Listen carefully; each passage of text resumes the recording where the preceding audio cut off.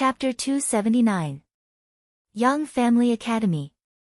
Yang Qindong had just taught everyone a physics lesson as a teacher. In this lesson, Yang Qindong vividly illustrated the importance of physics and explained some things that no one could understand before. He focused on the topic of gravity.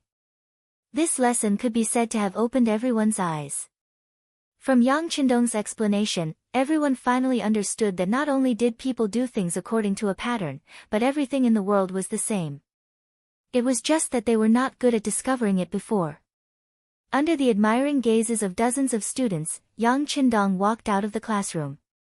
Outside, Tiger's mane had been waiting anxiously for a long time. First, Yang Qindong took the handkerchief and wiped off the chalk foam one by one.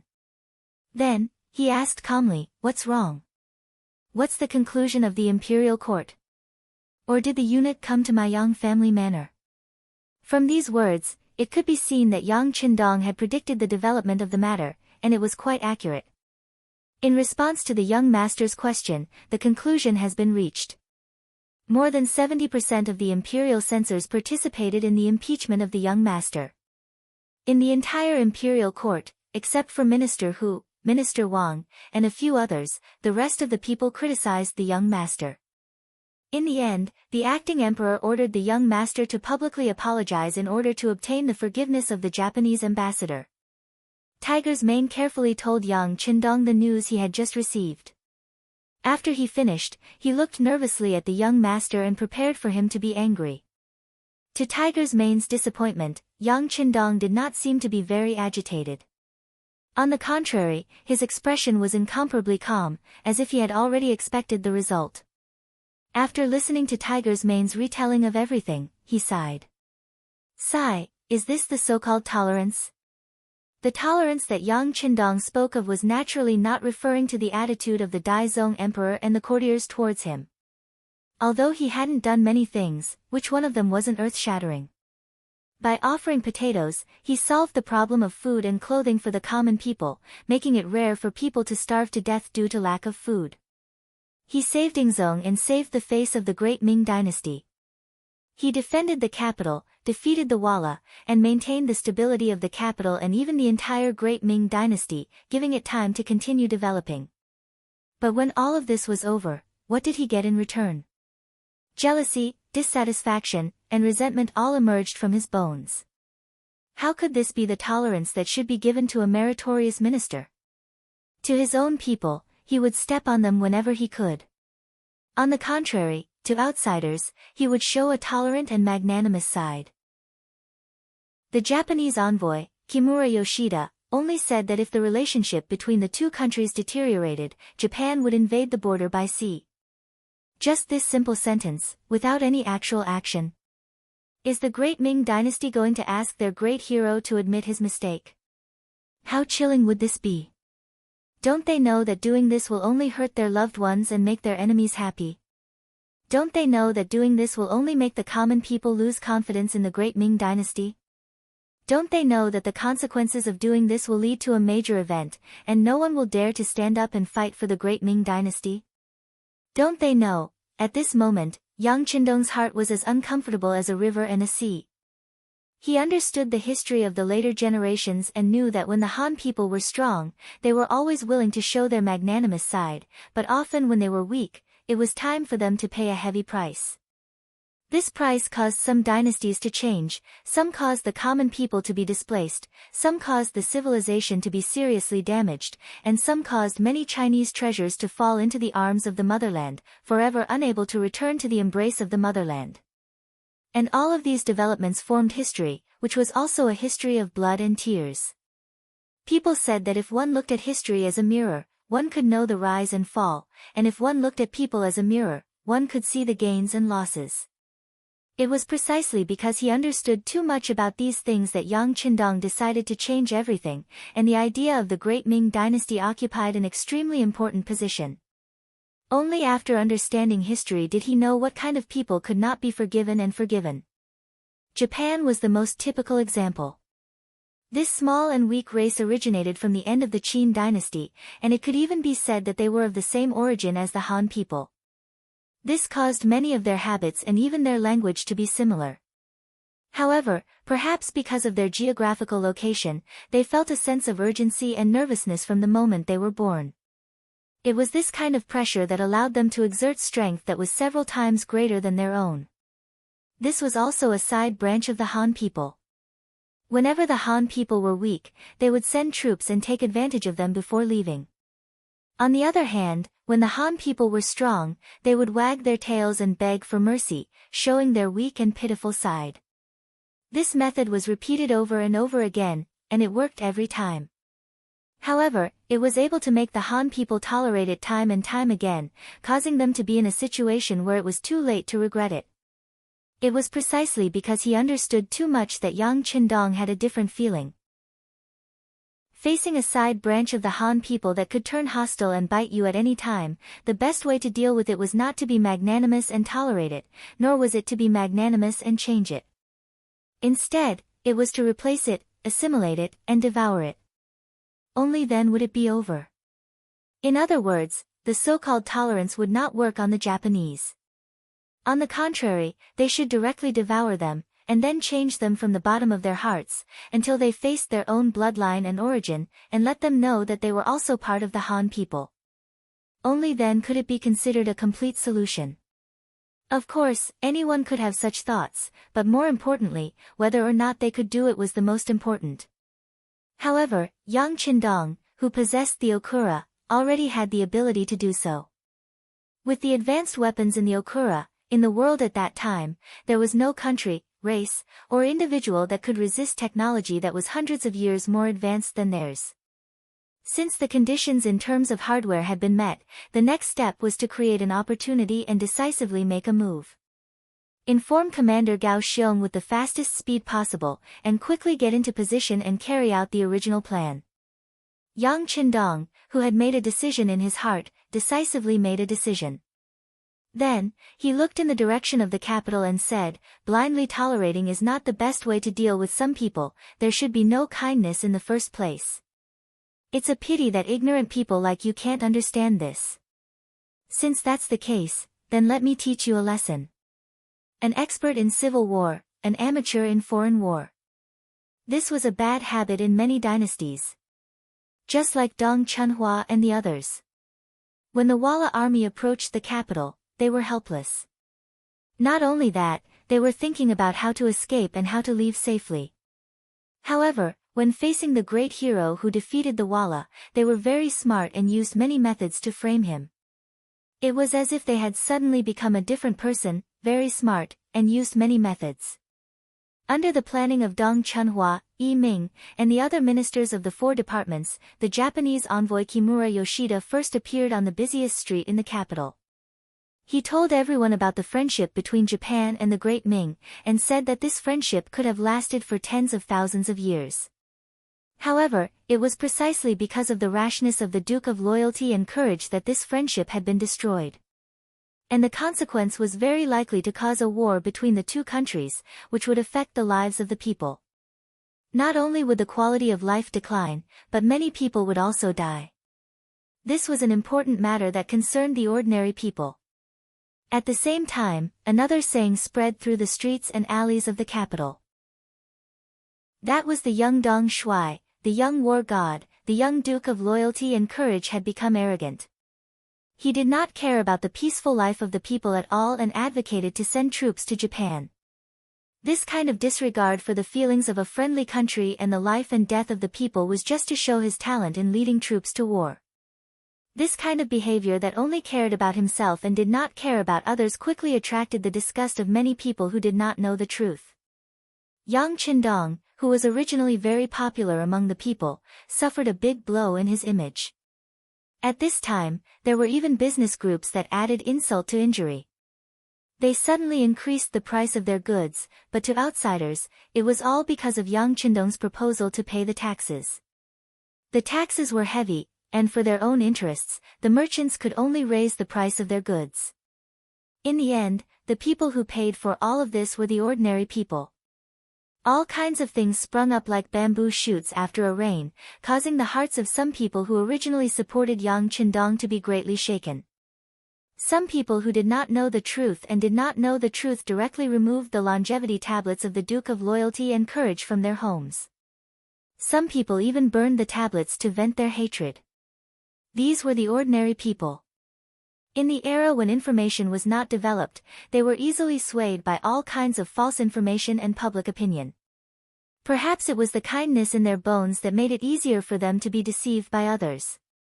It was precisely because they had kindness in their hearts that they thought others would be as kind as they were, that they would not think of others as evil, and that made it easier for others to take advantage of them. The public opinion changed greatly. The direct result was that fewer people went to the Yang clan's bank to deposit money, and more people went to withdraw money. Fewer people went to the immortal abode to eat. It had originally been difficult to find a single seat, but now it was completely deserted. Fewer people went to the Heavens Beyond Trading Company to pick up their goods. There were a few merchants who wanted to take advantage of this situation to make a fortune, but they were often attacked not long after picking up their goods. The direct result was that their goods were stolen, and they suffered heavy losses. Once these things were reported to the authorities, they would not be known, and no one would bother to ask about them. The Security Bureau recorded everything that happened every day and sent it to Yang Qindong. In the study, the amount of information written on paper increased with each passing day, piling up high. It was worrisome. Chapter 280. Madame Snow and Madame Snow had also returned to the Yang clan manor because of the lack of activity in the immortal abode. This was also Yang Qindong's idea. Even though they were only losing money, he didn't dare guarantee that there wouldn't be people who would take the risk and suddenly attack his family. Teng Shan had led the 100 soldiers of 3rd Company to Walla to open up a trade route, and had yet to return. In the capital, Yang Qindong didn't have a lot of manpower at his disposal.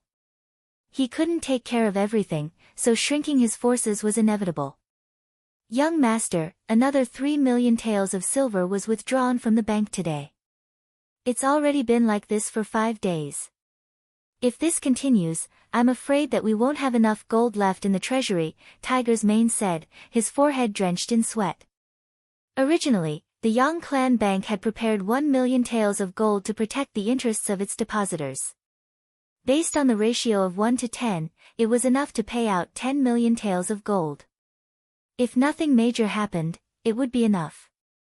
But what no one expected was that the sudden situation would cause the depositors to withdraw large amounts of money. Of the 1 million taels of gold they had prepared, less than 100,000 taels remained. If someone withdrew another 1 million taels of silver tomorrow, they really might not be able to pay out the money. The bank still has 500,000 taels of gold in the cellar. You can use it first. Yang Qindong didn't appear as anxious as Tiger's Mane. He was still as calm as ever, giving off the feeling that everything was within his expectations.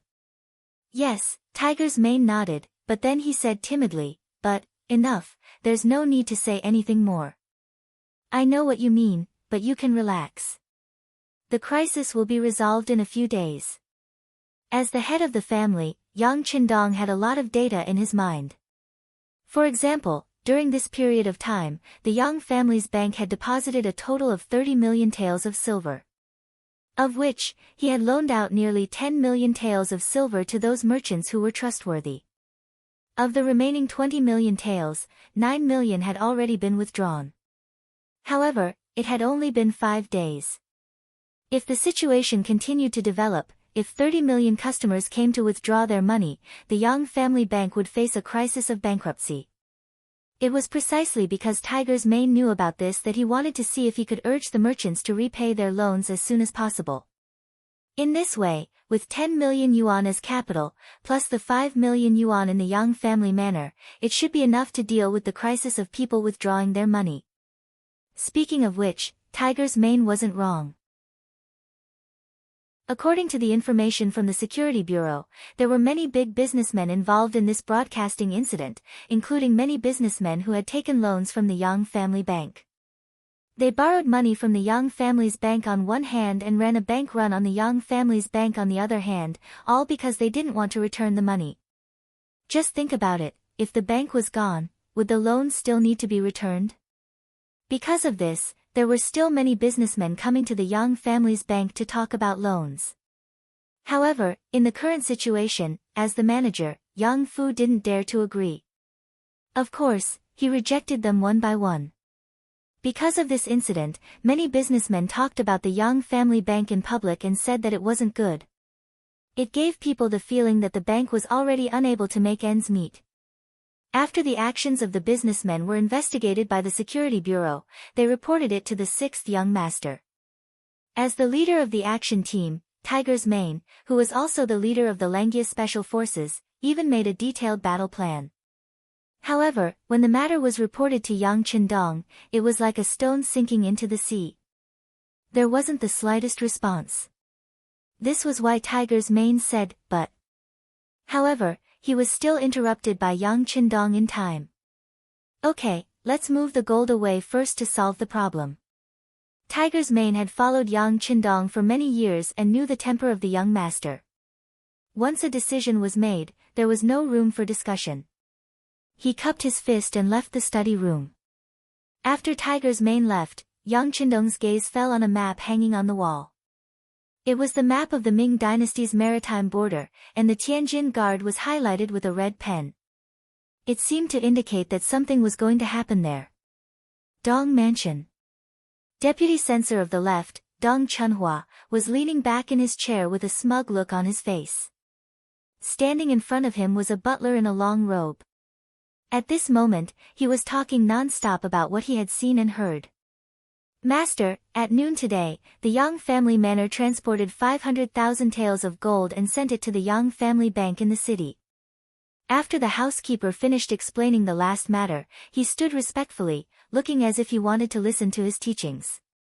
Oh. Isn't that the same as taking out 5 million taels of silver? This loyal duke is really rich. Dong Chunhua's eyes narrowed slightly. There was a trace of a proud smile in his eyes as he continued, very good. The richer he is, the greater my profits will be. Let's get ready. Tomorrow morning, I will make a trip to Yang village. The 5 days of preparation made Yang Qindong lose a lot of reputation and wealth. It was time for him to make a move. Once this heavy hammer was smashed, once the loyal eunuch apologized and admitted his mistake, his reputation would be ruined. Once this matter was spread out, his reputation would plummet. At that time, there would definitely be many people who would kick him while he was down.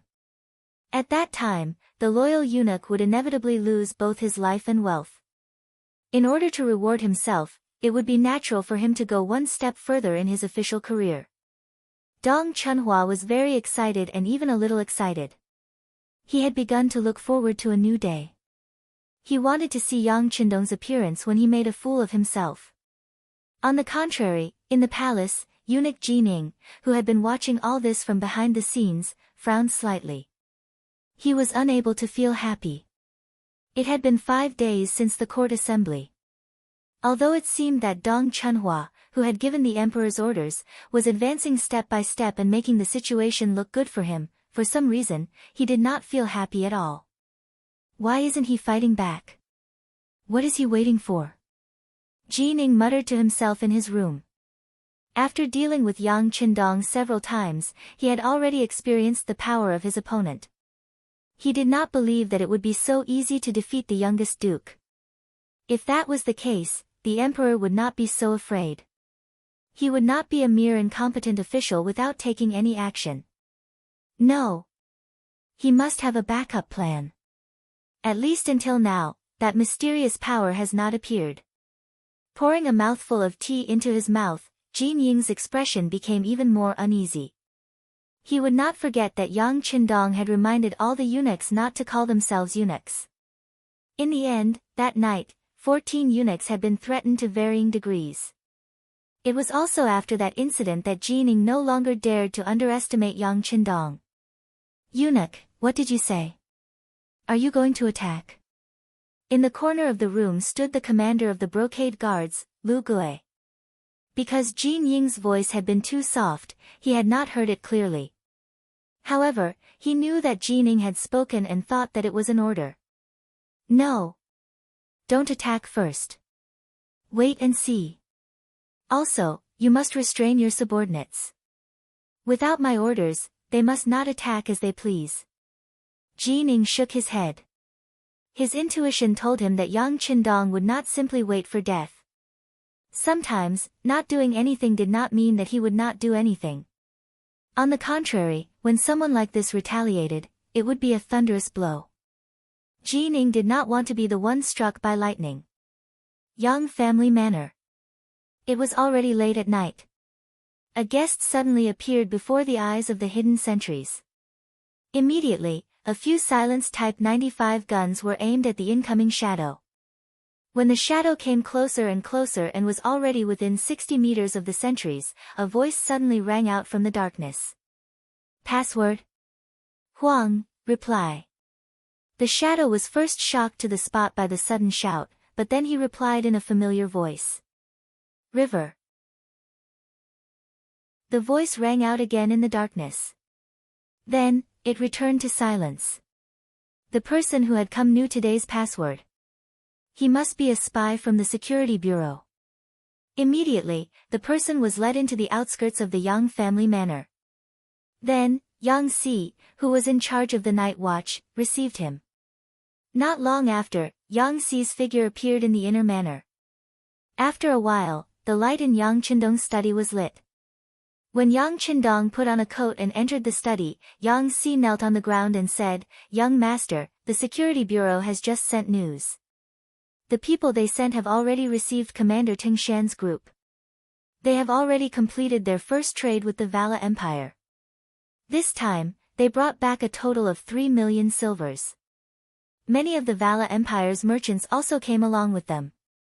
They also brought a lot of money with them, wanting to buy our goods from beyond heavens. Now, their group is only a day away from the capital. If there are no accidents, they will enter the city tomorrow afternoon when the city gates close. Oh. So fast. Hearing this news, Yang Qindong's face was very excited. According to the previous estimate, Tingshan and Bai Peng's group would need at least half a month to return. After all, the transportation at that time was not very developed.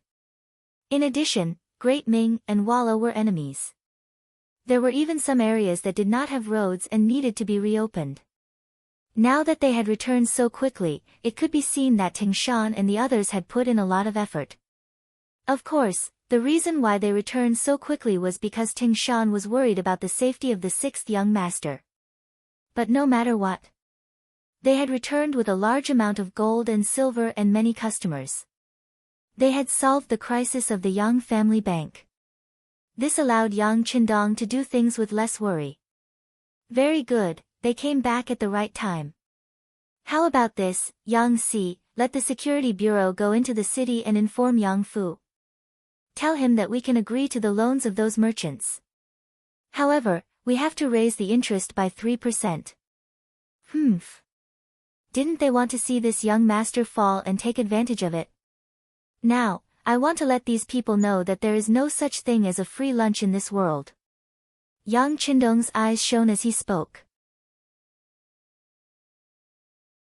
Chapter 281. Previously, those merchants had sought out cousin Yang Fu in the name of a reasonable loan, saying that they were in urgent need of silver. As long as they could meet their demands, they could accept an appropriate increase in interest. They were clearly trying to take advantage of the situation. The Yang clan bank was in a crisis, so Yang Fu had naturally rejected these requests. This action had caused them to speak carelessly, greatly affecting the reputation of the Yang clan bank. Now that the new silver had come in, and a large number of Walla merchants had followed them, it could be seen that this was a large sum of money coming into the account. Thus, it would not be Yang Qindong's personality if he did not use this opportunity to strike back. These thoughts instantly formed in Yang Qindong's mind. Yang Si naturally did not react so quickly, but since the order was given by the sixth young master, he would naturally obey unconditionally. After agreeing, he quickly left the study to deliver the news. When he was the only one left in the study, Yang Qindong used the candlelight to look at the map hanging on the wall and stood there for a long time. Very few people in the capital knew that Ting Mountain and the Bai clan caravan had returned. Early in the morning, after Dong Chunhua had her breakfast, she sat in the carriage that had been prepared beforehand. Accompanied by a few of her attendants, she headed straight for the Yang village. Along the way, Dong Chunhua was naturally excited. This time, he was representing the emperor in reprimanding the Duke of Loyalty and then ordering him to admit his wrongs. This was an awe-inspiring matter. Moreover, after this matter was completed, he might even be promoted. No matter how he thought about it, he was extremely happy. This was the Duke of Loyalty. He had once saved Ingzong's life and helped Emperor Zong stabilize the country. He was not even 20 years old, but he had relied on his own efforts to obtain the title of Duke of Loyalty. He was also known as the God of War and the Commander of the East. How glorious was that? And now, he had to take the initiative to admit his mistake under his own reprimand. How satisfying was that? Presumably, after this matter would become a stepping stone for him to climb up the ranks. It would also become the most glorious thing in his life. Filled with excitement, the carriage left the capital and arrived at the Yang family manor. As soon as the carriage arrived, the attendant immediately shouted at Ling Feng, who was a few dozen meters away, "Quickly inform the Duke of Loyal Courage to come here. My lord has a verbal order from the emperor." Wait. Since the other party claimed to have the emperor's orders, Ling Feng didn't dare to be negligent. Although the others were still keeping a close eye on the newcomer, they still sent a soldier to the inner courtyard of the Yang clan manor. Yang Qindong didn't have any classes to teach this morning. At this time, he was watching the four ladies play mahjong. This was also something that he had invented. Once it appeared, many people accepted it. Over the past few days, the Immortal Abode's business had taken a hit. Madame Xue and Madame Xiang stayed in the manor and learned mahjong from Madame Huyen. The four of them were perfect for a game. Yang Qindong, on the other hand, had become a spectator. All he could do was occasionally stand in front of Madame Xue and Madame Xiang, who weren't playing too well, and point at them. Yang Qindong, who had just ordered Madame Xue to play a bad tile and fired a cannon at Huyen, received a beautiful eye roll from her. When he saw Tiger's mane appear outside the door, he immediately walked over. As soon as he saw the young master, Tiger's mane said, "Dong Chunhua is here."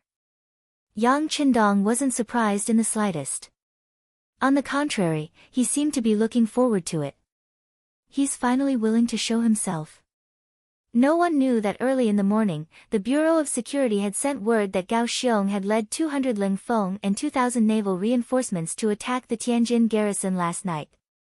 They had entered through the port that had stopped construction.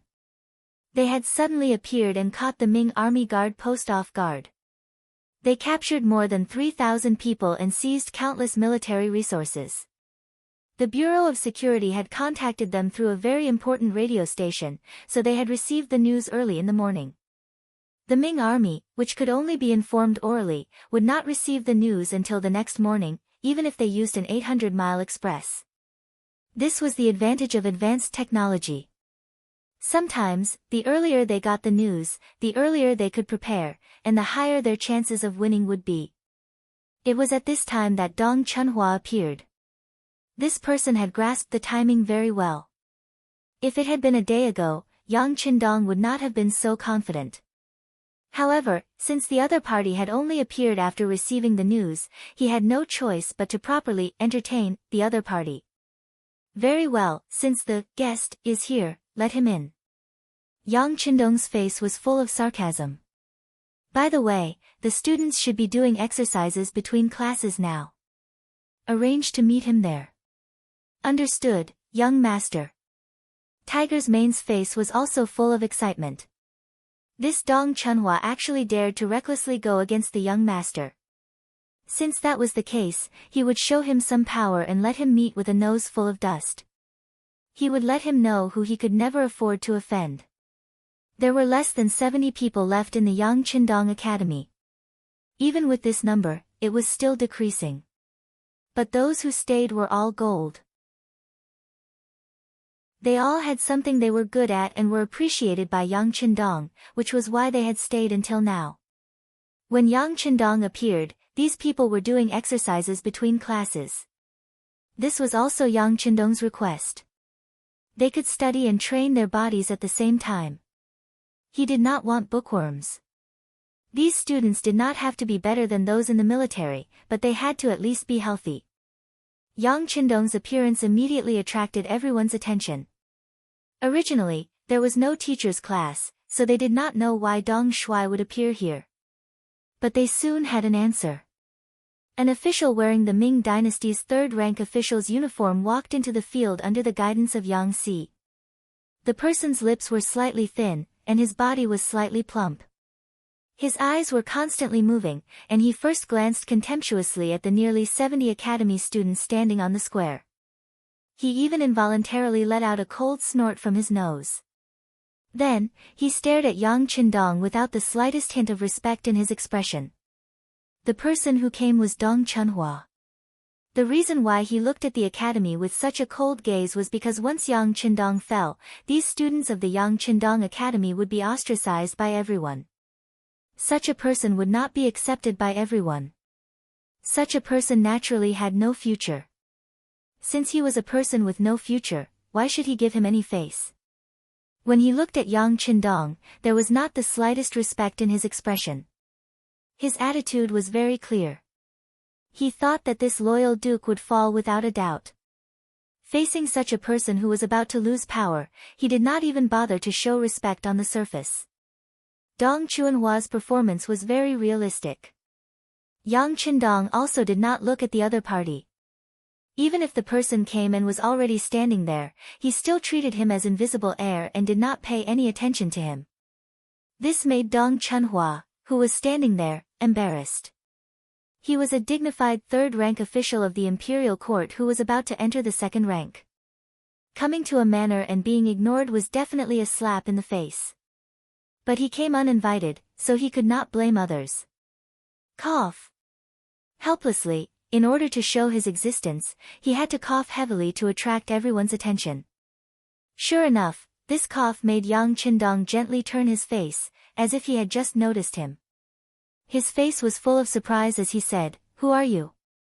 How did you appear in my Yang family academy?" Face to face, Yang Qindong did not recognize him. Dong Chunhua was angry in his heart. Thinking back to the time when Dong Shuai got married, he came with the officials to congratulate.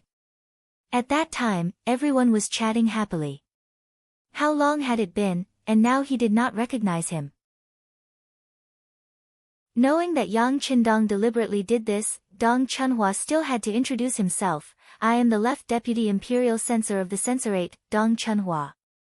I am here to speak on behalf of the emperor." After saying this arrogantly, Dong Chunhua looked up to the sky, waiting for Yang Qindong to say the three respectful words, "Follow the emperor's orders." But when he looked up to the sky, he did not get any response. When he turned his head back to look, he was so angry that smoke almost came out of his 7 orifices. He saw that Yang Qindong was focused on the students of the academy doing exercises. He did not have the slightest intention of replying. It was as if he was talking to the air just now. Loyal and courageous. What are you doing? In anger, Dong Chunhua could not help but scold loudly. N. After being shouted, Yang Qindong turned his head very casually. Immediately, an unstoppable murderous aura appeared in his eyes. When this murderous gaze landed on Dong Chunhua, it actually caused his entire body to involuntarily tremble and his legs to tremble.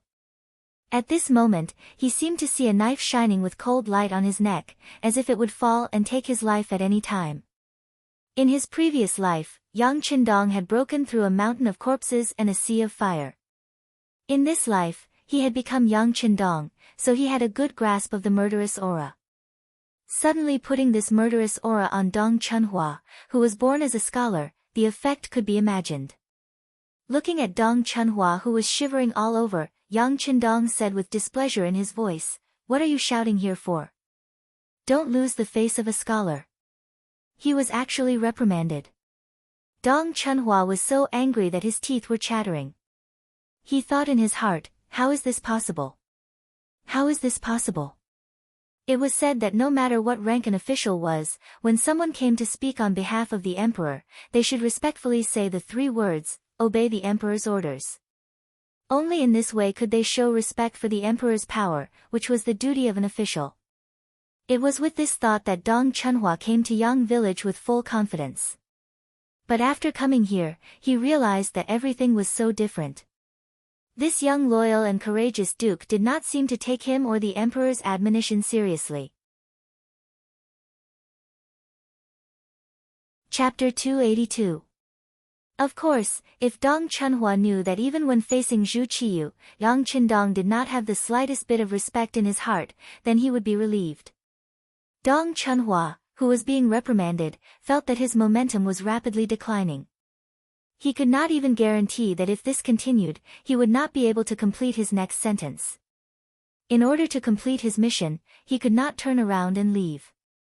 What he had to do was to complete his mission with anger.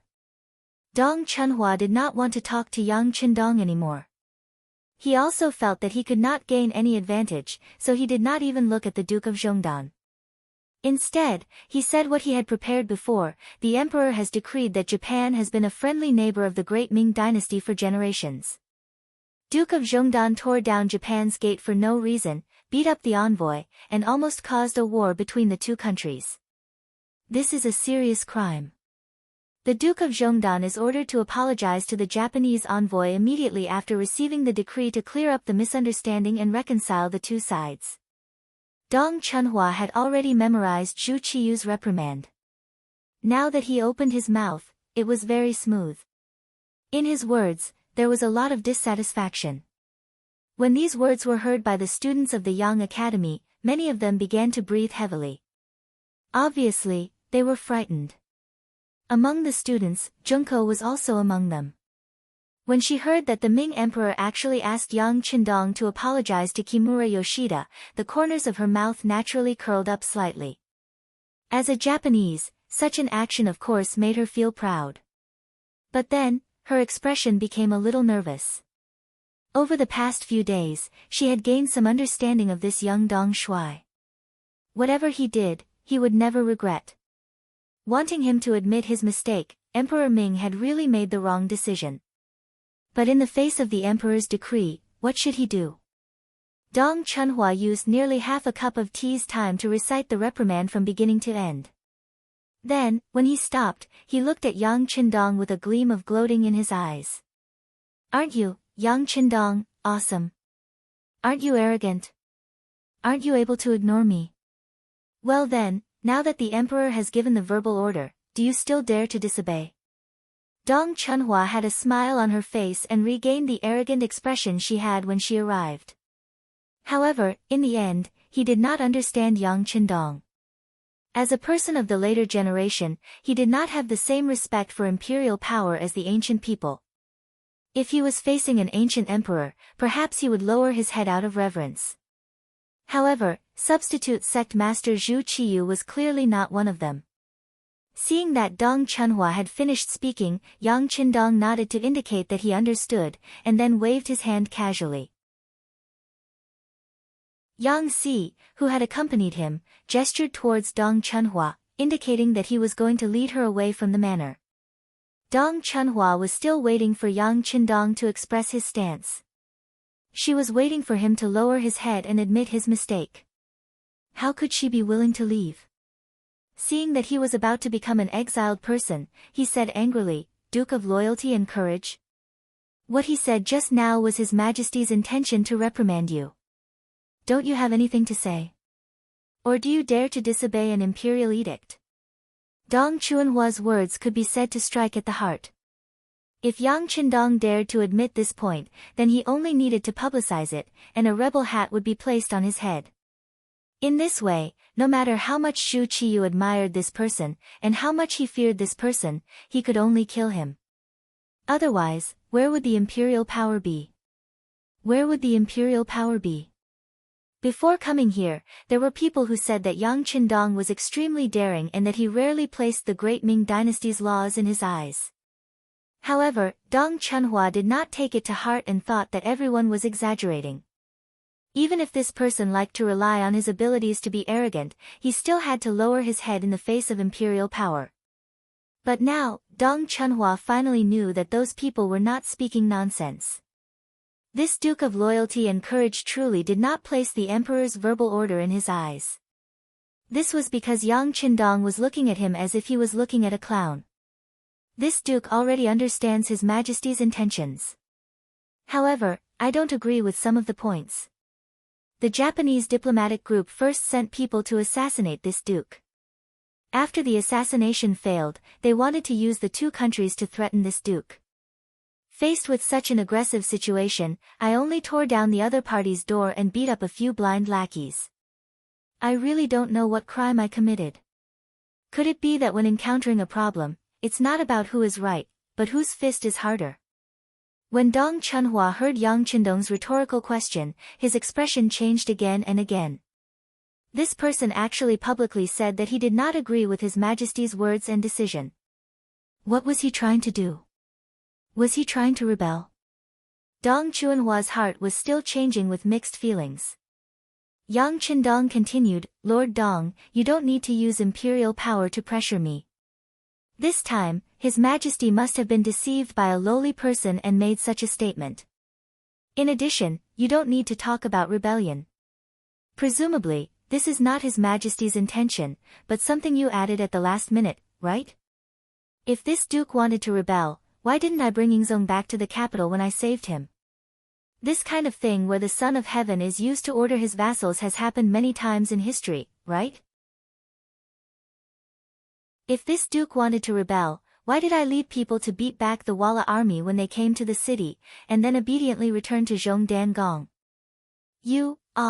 Your thinking is still too childish. It's better to go back and think about it carefully. Oh, right, this Duke also wants to advise you. In the future, if you want to question me, you should at least find someone with a higher rank, at least of the same rank as this Duke. You are just a third-rank official, you really don't deserve to have a fair conversation with this Duke. At the end, Yang Qindong laughed. However, the contempt and ridicule in that smile could be seen by anyone. He was refuted by Yang Qindong, and was even reprimanded by Yang Qindong. In the end, he was even thrown out of the manor. When Yang Si pulled him out of the manor like a little chick, Dong Chunhua's face was ashen. At this moment, he wanted nothing more than to find a hole to crawl into. Bold and presumptuous. Bold and presumptuous. Just wait for the Emperor to get angry and take away the Duke's hat. At that time, let's see how you can continue to be so imposing. Even though he was out of the manor, Dong Chunhua still shouted and shouted. Then, he angrily got on the sedan and went straight to the capital, to the imperial palace. He wanted to tell the Emperor everything that had happened here today, and then let the Emperor issue an imperial edict to punish Yang Qindong severely. Dong Chunhua left, but Yang Qindong didn't leave. He stayed on the field of the academy. His gaze swept across the nearly 70 students, and his face was solemn as he spoke. Everyone, write an article about what happened today and hand it to me before dinner. Teacher, what do you think? After Yang Qindong finished speaking, he prepared to leave, but a voice came from behind him. The person who spoke was the student, Wang Si. Wang Si and Yu Yuanbi's fight was finally released because Li Wenxiao was investigated. From this incident, he could see that as his teacher, Yang Qindong, was protecting him. This made him even more determined to choose the Yang Academy and become a student here. However, Yang Qindong still disobeyed the imperial edict, and he was worried about him. Yang Qindong, who was stopped by Wang Si, stopped. After a moment of silence, he suddenly raised his head and said, Teacher, I only know one thing, and it can be summed up in one sentence. If you fall behind, you will be beaten. If you fall behind, you will be beaten. When these simple words entered the ears of the students, their eyes immediately lit up and they felt as if they had been enlightened. Although the words were simple, the summary was very accurate. Just like how the Walla dared to invade the borders of the Great Ming Dynasty, wasn't it because the Great Ming Dynasty's national strength was weakening? Just like how the Japanese envoy dared to threaten the Great Ming Dynasty, wasn't it also because the Great Ming Dynasty was weak? If the Great Ming Dynasty was strong enough, others could only submit. How would they dare to covet the Great Ming Dynasty? Among the students, Junko was also shocked by these words. She thought of her father. If her father was strong enough, would he still need to be afraid of the other aristocratic families in the country? Would he still need to consider what General Ashikaga Yoshimasa would think? While the students were still thinking, Yang Qindong had already left the academy and returned to the inner courtyard of the Yang family manor. Pass down the order, pay attention to every movement in the capital. Yang Qindong had to be vigilant, although he didn't think that Zhu Qiyu would do anything because of Dong Chuanhua's report. After all, this was the territory of the Great Ming Dynasty. If they really turned hostile, with the strength of his subordinates, if they were not prepared, they would not be able to withstand it. And even if they were prepared, they would only be forced to leave. After all, there was a huge gap in the number of people, and it was far from being covered by an advanced firearm. Unless he wanted to kill Zhu Qiyu and those ministers, but in this way, the country would be in chaos, and it was really not a blessing for the Han people. The imperial city of the capital. When Dong Chunhua saw Emperor Zhu Qiyu, he immediately angrily told him what he had done in the Yang family manor. Your Majesty, this Duke of Loyalty simply despised the imperial power and is really a traitor. If we don't get rid of him, it will not be enough to show the imperial power. After saying that, Dong Chunhua banged his head on the ground with a thump, his face full of indignation and grievance. Shut up! Zhu Qiyu's angry roar resounded throughout the hall. What kind of person was Yang Qindong? Although Zhu Qiyu didn't know much about him, he still knew some things. At least until now, this person had not shown any intention of rebelling. Otherwise, why would he save Zhu Qizhen and block the vanguard of the Wala cavalry for him? But at the same time, this person was unconstrained and liked to be free. It was because of this that after the war, he was given the title of Duke, so that he could be free and stay away from the court, and everyone would be annoyed if they didn't see each other. Of course, it was not that Zhu Qiyu didn't want to get rid of this person. But firstly, he couldn't find a suitable excuse, and secondly, this person had a very good relationship with the mercenaries. If he wanted to make a move and failed, he would have to face the roar of the storm. Chapter 283. Without absolute certainty, Zhu Qiyu wouldn't make a move. Of course, this was also because this person didn't threaten him. At least, he hadn't shown any intention of doing so. This was also why the two of them hadn't fallen out with each other yet. But now, Dong Chunhua actually wanted him to get rid of Yang Qindong. How could he make this decision lightly? This was why he had opened his mouth to scold him. Of course, Yang Qindong didn't give him face and refused to admit his wrongs. This made Zhu Qiyu angry. But being angry didn't mean that he had to get rid of him. The new army hadn't finished training yet. The safety of the Great Ming still depended on this person. Fortunately, Yang Qindong still gave him face from Dong Chuanhua's words. He explained that he hadn't received the imperial edict and said that he had been deceived by a vile person. This gave him a way out. Suddenly stopped by Zhu Qiyu's shout, Dong Chuanhua's expression changed greatly. He didn't know what he had said wrong. He hurriedly bowed his head to the ground again. Your Majesty, please calm your anger. It's not worth it to harm your health. Official Dong was angry in a moment of anger, but it is understandable. This time, the Duke of Loyalty and Courage has indeed gone too far. Jining, who had been standing to the side, saw that the emperor was angry and Dong Chunhua was frightened. She immediately stepped forward to speak as a partner. Jin Ying's words finally reached Zhu Qiyu's heart. Although he didn't want to fall out with Yang Qindong right now, this person had already done something that went against imperial authority.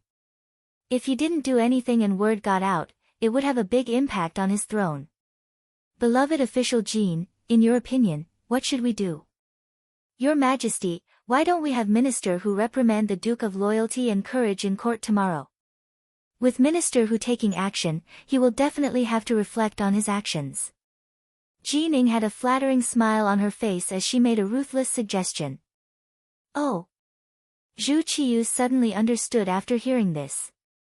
Not bad, not bad. Beloved official Jin's words are exactly what we want. In that case, we will hand this matter over to Hu Xiao at court tomorrow morning. Dai Zong's complexion became much better, as if a burden had been lifted from his shoulders. When he saw Dong Chunhua kneeling on the ground, he sighed and said, "Beloved Minister Dong, you've worked hard these past few days. I already understand your intentions.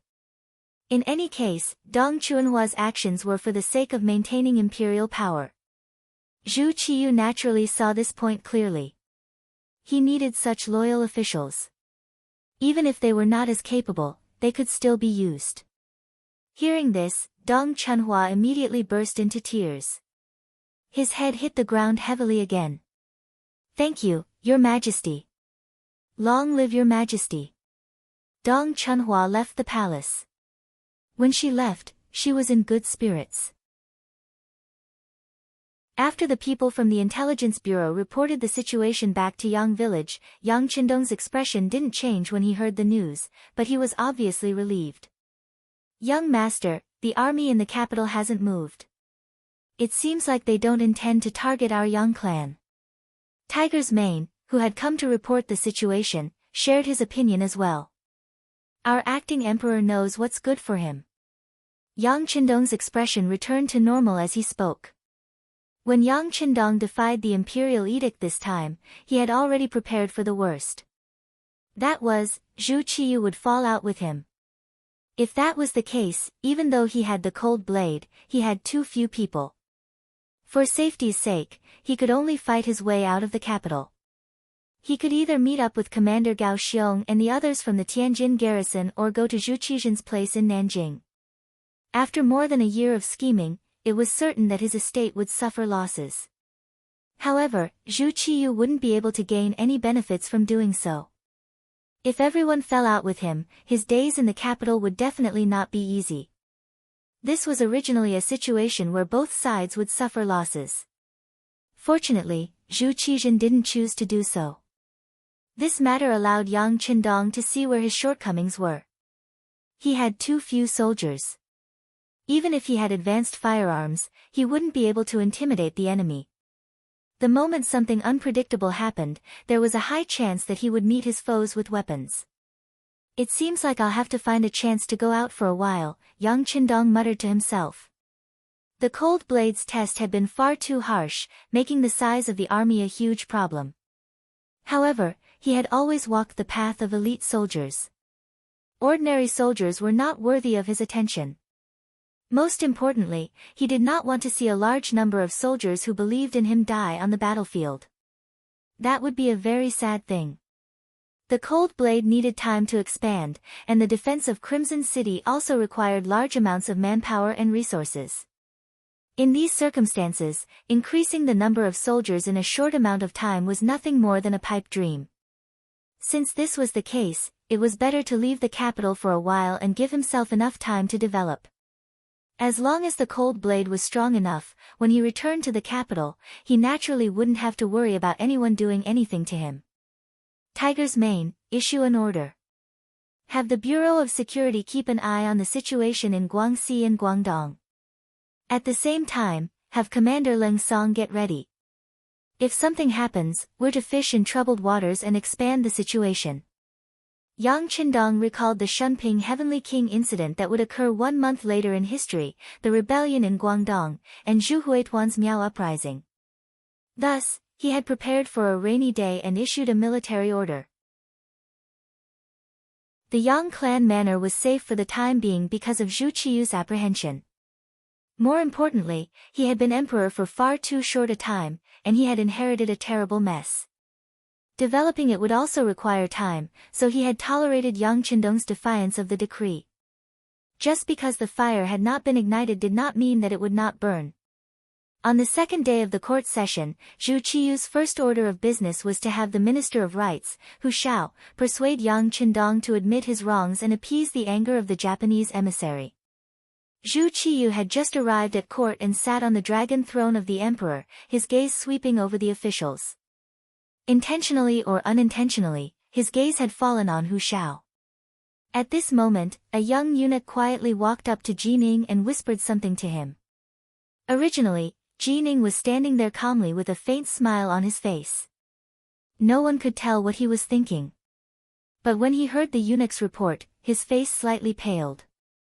The eunuch said that when the city gates opened early in the morning, the cold blade soldiers responsible for opening trade with the Walla had returned, 100 of them. This meant that the Duke of Loyalty and Courage's strength in the capital had once more increased.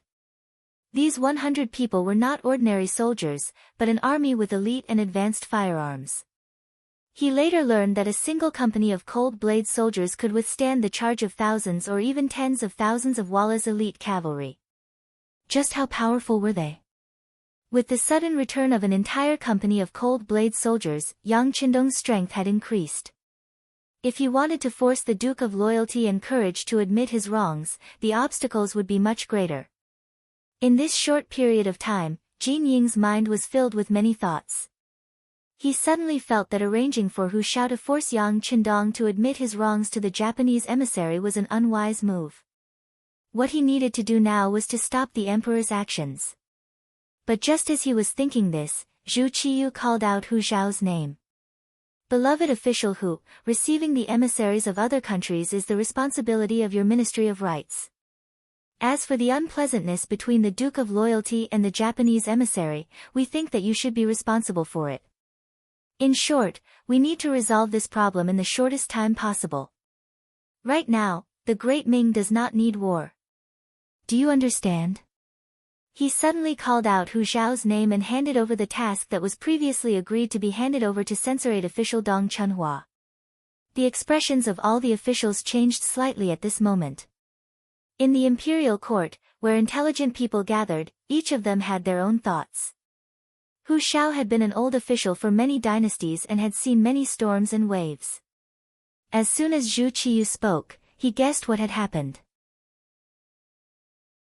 He thought of the news that he had received yesterday, saying that Deputy Censorate of the Left, Dong Chunhua, had returned to the palace with a furious expression not long after entering Yang village. He could already imagine what had happened. Could it be that the Duke of Loyalty and Courage had defied the imperial edict? But did he really have the guts to do so? Also, could the Emperor of Loyalty and Courage really endure it? This was a great crime of defying an imperial edict. That would result in the confiscation of his property and the execution of 3 generations of his family. Depending on the severity of the situation, the execution of 9 generations of his family was not impossible. Hu Xiao and the other officials all had their heads lowered as they thought about something. The atmosphere in the imperial court became incomparably stifling. As the emperor, Zhu Qiyu naturally didn't want the officials' hearts to be in chaos. If their hearts were in chaos, they wouldn't be able to do anything. He immediately explained with a smile on his face, "Beloved officials, there is no need to think too much. Our Duke of Loyalty and Courage is too rule-abiding." He said that he needed an official of the same rank to talk to him. Beloved official Dong's status is a bit too low. This is also because we didn't think about it clearly before. Therefore, this time, we sent beloved official Hu, who is of the same rank, to give Duke of Loyalty and Courage enough face, ha ha ha. After the explanation was given, many of the officials immediately came to a realization. But as for what everyone was thinking, perhaps only they knew in their hearts. When did an imperial edict need an official of the same rank? This was clearly the emperor borrowing Hu Xiao's hand to suppress Yang Qindong. As a result, if Yang Qindong didn't lower his head, Hu Xiao wouldn't be able to explain himself. At that time, he would be accused of being unfilial. It was truly a good method.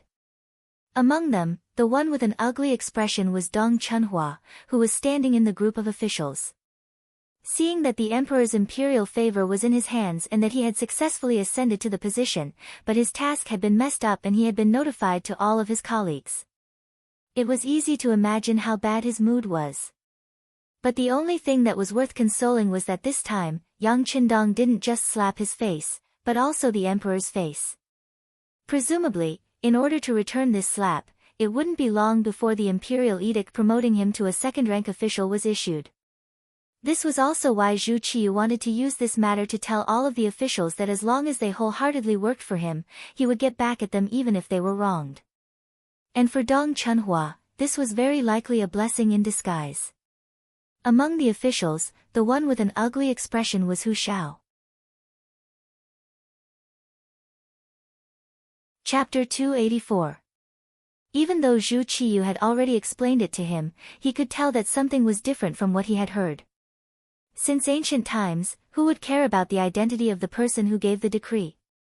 Usually, when a first-rank official was ordered to do something, wouldn't a small eunuch be able to read the decree? Then why was it that when it came to Yang Qindong, there was a need for someone of the same rank to read the decree? How could things be so simple? It was clear that the emperor knew that he was Yang Qindong's elder and wanted to bully him.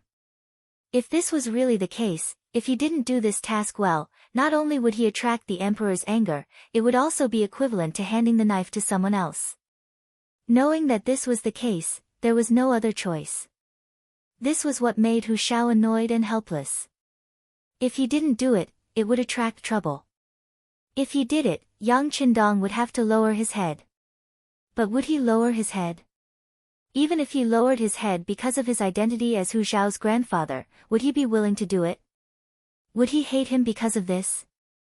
Hu Shao's expression changed again and again. It could be said that his heart was full of worry. Zhu Qiyu naturally noticed it from the corner of his eyes, but he didn't pay attention to it. Who told you to be the elder of the loyal and bold duke? Who told the loyal and bold duke to have the courage to resist the imperial decree? If I didn't make things difficult for you, you really wouldn't know that imperial power was inviolable. Seeing Hu Zhao's calm expression and slightly squinting eyes, as if he was shocked, Zhu Qiyu's mood became very good.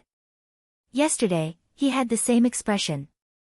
Now that he had transferred it to someone else, how could he not be happy? Unfortunately, this happiness only lasted for less than half a cup of tea's time. An urgent report suddenly sounded outside the main hall, causing his attention to be completely diverted. Reporting, it's urgent. A soldier of the Great Ming dynasty with a messenger flag behind him rushed into the main hall of the imperial palace. According to the law of the Great Ming dynasty, a messenger could enter the palace hall to report without an imperial edict. Therefore, when this Great Ming soldier bravely rushed in, he was not stopped by anyone. There were only a few people who looked at him with surprise.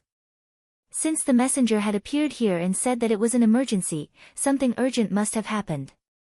However, there didn't seem to be any information that indicated that something big was going to happen. In front of the confused eyes of all the officials and even Zhu Qiyu, the messenger knelt down in the main hall and reported without raising his head, "Reporting to your majesty, a large number of Japanese samurai suddenly appeared at the port of Tianjin.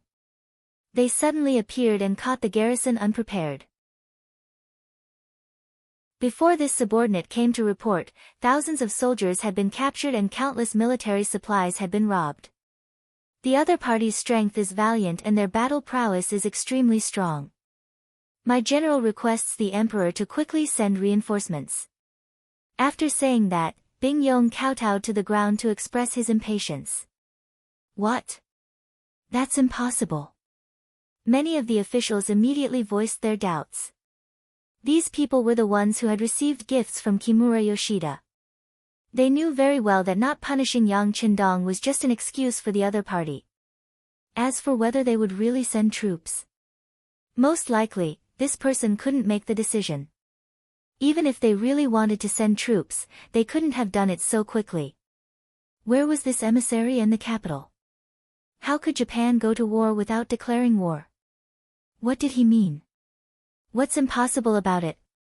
Seeing the expressions of disbelief on the faces of many officials, Su Yozhen, the left assistant minister of the Ministry of Justice, reacted quickly and shouted loudly, "Can't you see that this is probably a delaying tactic by the Japanese emissary? They have been in the capital of our Great Ming dynasty for some time. They know that we have just experienced several battles and our military strength is weak. Jumping out at this time is obviously to take advantage of us. It's hateful that we were so gullible and didn't take any precautions. As he spoke, Su Yozhen shook his head with some resentment, as if he was angry at his lack of vigilance. But in fact, this statement was notified to him by the Security Bureau last night. That was to say, among all the officials, he was the only one who knew the truth. As mentioned before, Su Yozhen was a powerful official of a generation in history. Those who could become powerful officials were all people with means and ambition. If such people were used well, they would become a sharp sword that could cut everything. But in the same way, if they were not used well, it was likely that they would hurt themselves. In order to achieve the purpose of using this sword well, Yang Qindong deliberately told Su Yozhen in advance. This was also to deter him and let Su Yozhen know his strength, but he couldn't see it clearly. In this way, this person didn't dare to disobey his orders and would do things for him wholeheartedly. This was why Su Yozhen suddenly jumped out and revealed the truth. Su Yozhen's words were very much in the hearts of several officials. They all nodded in agreement, as if all this was really a delaying tactic by the Japanese emissary. Japanese samurai? How many of them are there? How is their combat strength? When did this happen? When Jining suddenly heard the news, his expression changed dramatically. But he also didn't believe that the Japanese would make a move at this time. Because in his opinion, even if they wanted to make a move, they had to wait until after Yang Qindong was punished. He had a feeling that there was something fishy about this matter. But he couldn't think of any problem, so he asked this question.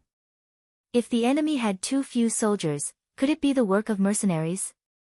This wasn't the first time he had interacted with Ling Feng. The enemy didn't have many people, but their combat strength was extraordinary.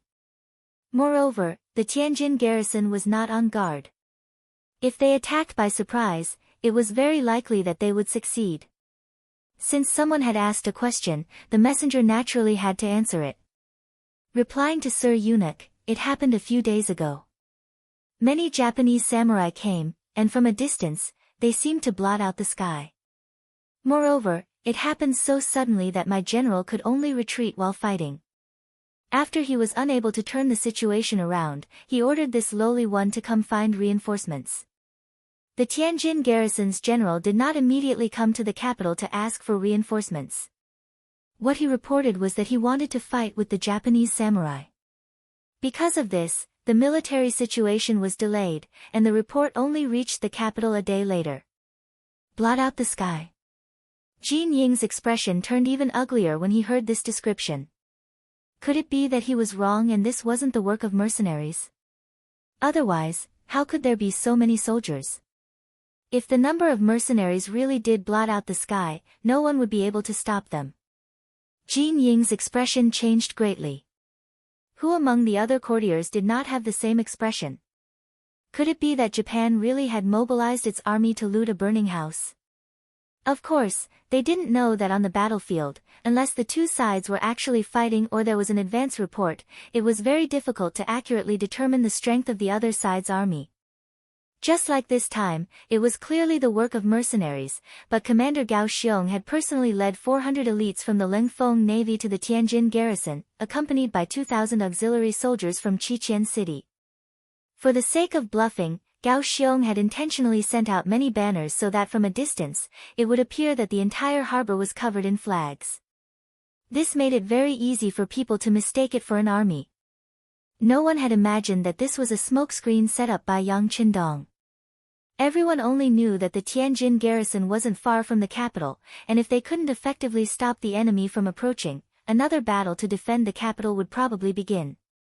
At that time, the victor would be obvious. Quick, which beloved official is willing to lead soldiers into battle? Zhu Qiyu didn't want another battle to defend the capital. Last time, he had spent the young master's money, which had already caused him great heartache.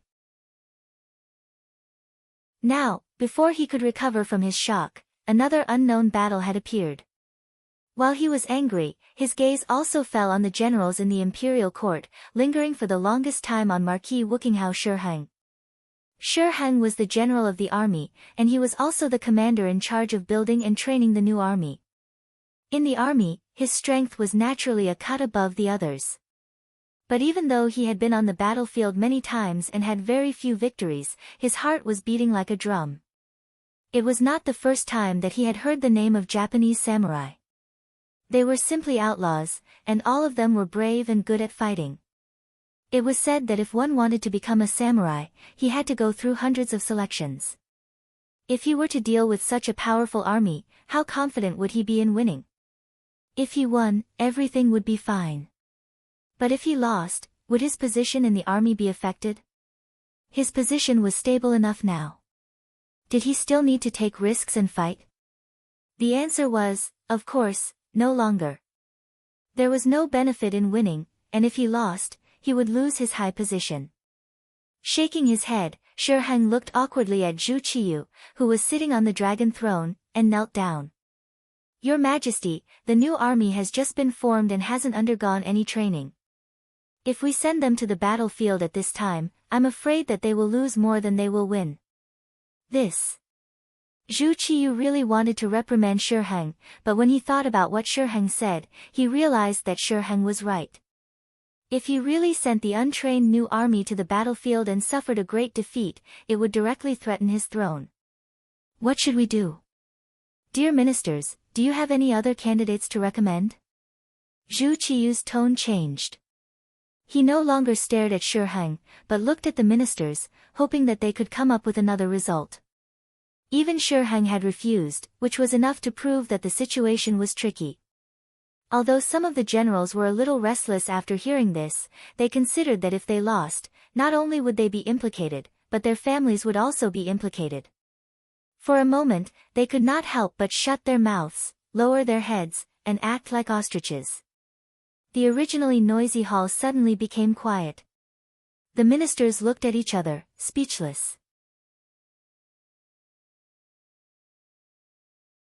Chapter 285. This scene infuriated Zhu Qiyu to no end. When there were benefits to be had, these officials didn't behave like this. They were all eager to show that they were capable, that they could be entrusted with important tasks and that they could accomplish great things. But now that there was a problem that involved life and death, everyone had the same attitude. They would hide as much as they could. He really didn't know what he could do in the future by relying on such officials. Minister Yi, tell me. Now that the Japanese army has invaded our borders, what is the Ministry of War planning to do? Since no one took the initiative to step forward, Zhu Qiyu simply began to call out names.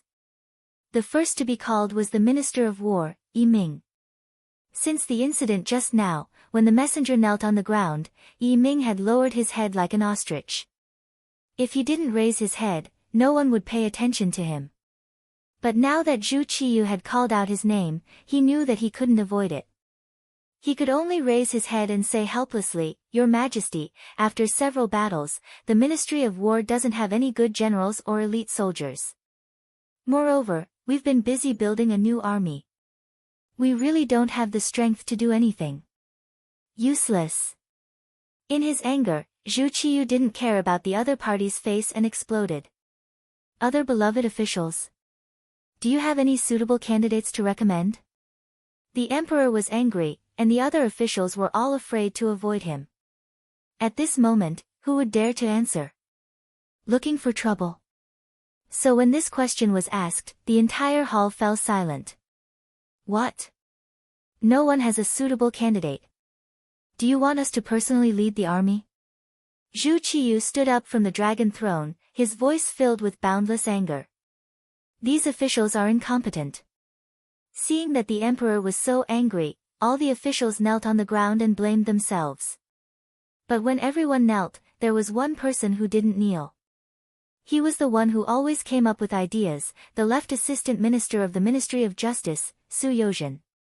Your Majesty, this official has a candidate to recommend. Seeing that only Su Yozhen had stepped forward, Zhu Qiyu's eyes were filled with hope. Beloved official Su, what candidate do you have?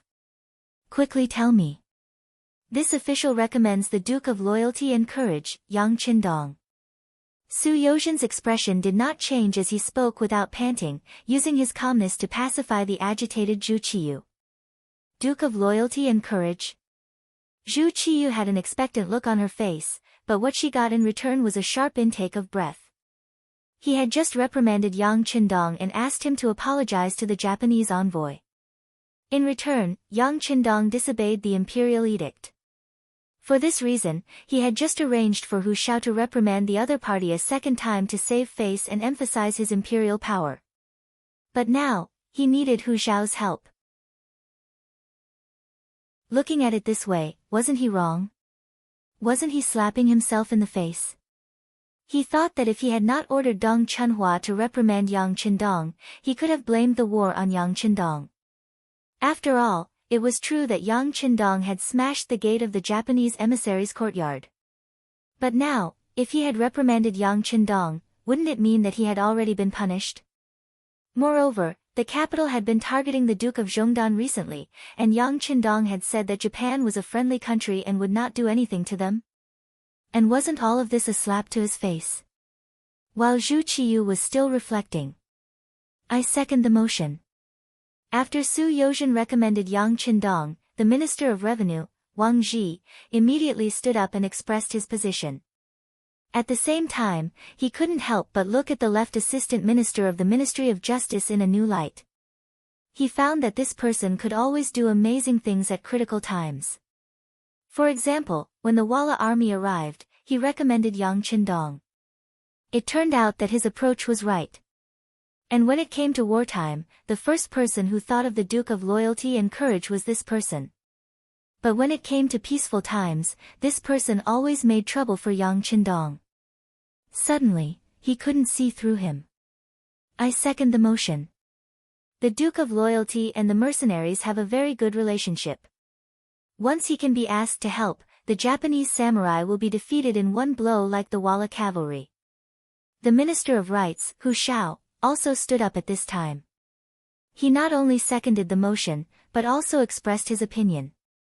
A left assistant minister and two ministers simultaneously recommended Yang Qindong. This made Zhu Qiyu's expression even more unsightly. In his heart, he knew that if he used Yang Qindong, the matter of the Tianjin garrison would be resolved. But this person's contributions were too great. If he was given a chance, how would he be rewarded after the war? Even now, he dared to defy the imperial decree. Wouldn't he rebel in the future? No, he absolutely couldn't give this person a chance. His gaze intentionally avoided Su Yozhen and the others. Zhu Qiyu said in a very resolute voice, Commander Shi Heng, listen up. I order you to start preparing. Within 3 days, send 50,000 soldiers to the Tianjin garrison to eliminate the ethnic disturbances. There must be no mistakes. Order the embroidered uniform guards and the Eastern faction guards to immediately surround the Japanese diplomatic mission. Detain them first, then hand them over to the Ministry of Rights. In the end, Zhu Qiyu made the decision not to use Yang Qindong. He didn't care whether Shi Heng agreed or not. He directly made the decision in the name of an imperial edict. When His Highness issued an imperial edict, even if Shi Heng was 1,000 times unwilling, he still had to obey. He didn't have Yang Qindong's ability to dare defy an imperial edict. Just like that, the court assembly dispersed. After Zhu Qiyu walked out of the main hall, followed by a group of eunuchs, Hu Shao followed the other officials outside at a leisurely pace. Not far away, his eldest son, Hu Changning, hurried over. Father, are you preparing to go to the Yang clan manor? What for? Hu Shao asked with a suspicious expression. Did His Majesty arrange for father to reprimand the Duke of Loyalty and Courage, and have him do what? Ha, Japan went to war without declaring war. At this moment, there's no reason for us to apologize to them. Thus, the Duke of Loyalty and Courage is already innocent. Didn't you hear His Majesty say that the Japanese diplomatic mission needs to be handed over to the Ministry of Rights to be judged? This is His Majesty's attitude. Wang Zhi, the minister of the Ministry of Personnel, was walking beside Hu Shao. He immediately explained with a smile. After hearing this argument, Hu Changning realized that he had thought too much. He immediately bowed his head and cupped his hands in embarrassment. I see. Thank you, Uncle Wang, for your advice. You don't have to thank me. Even if this old official didn't say this, you can think clearly about this small matter. Alas, it's just that sending Shiheng to lead the new army that hasn't been trained to deal with the Japanese samurai is really a somewhat righteous act. Wang Ji shook his head lightly.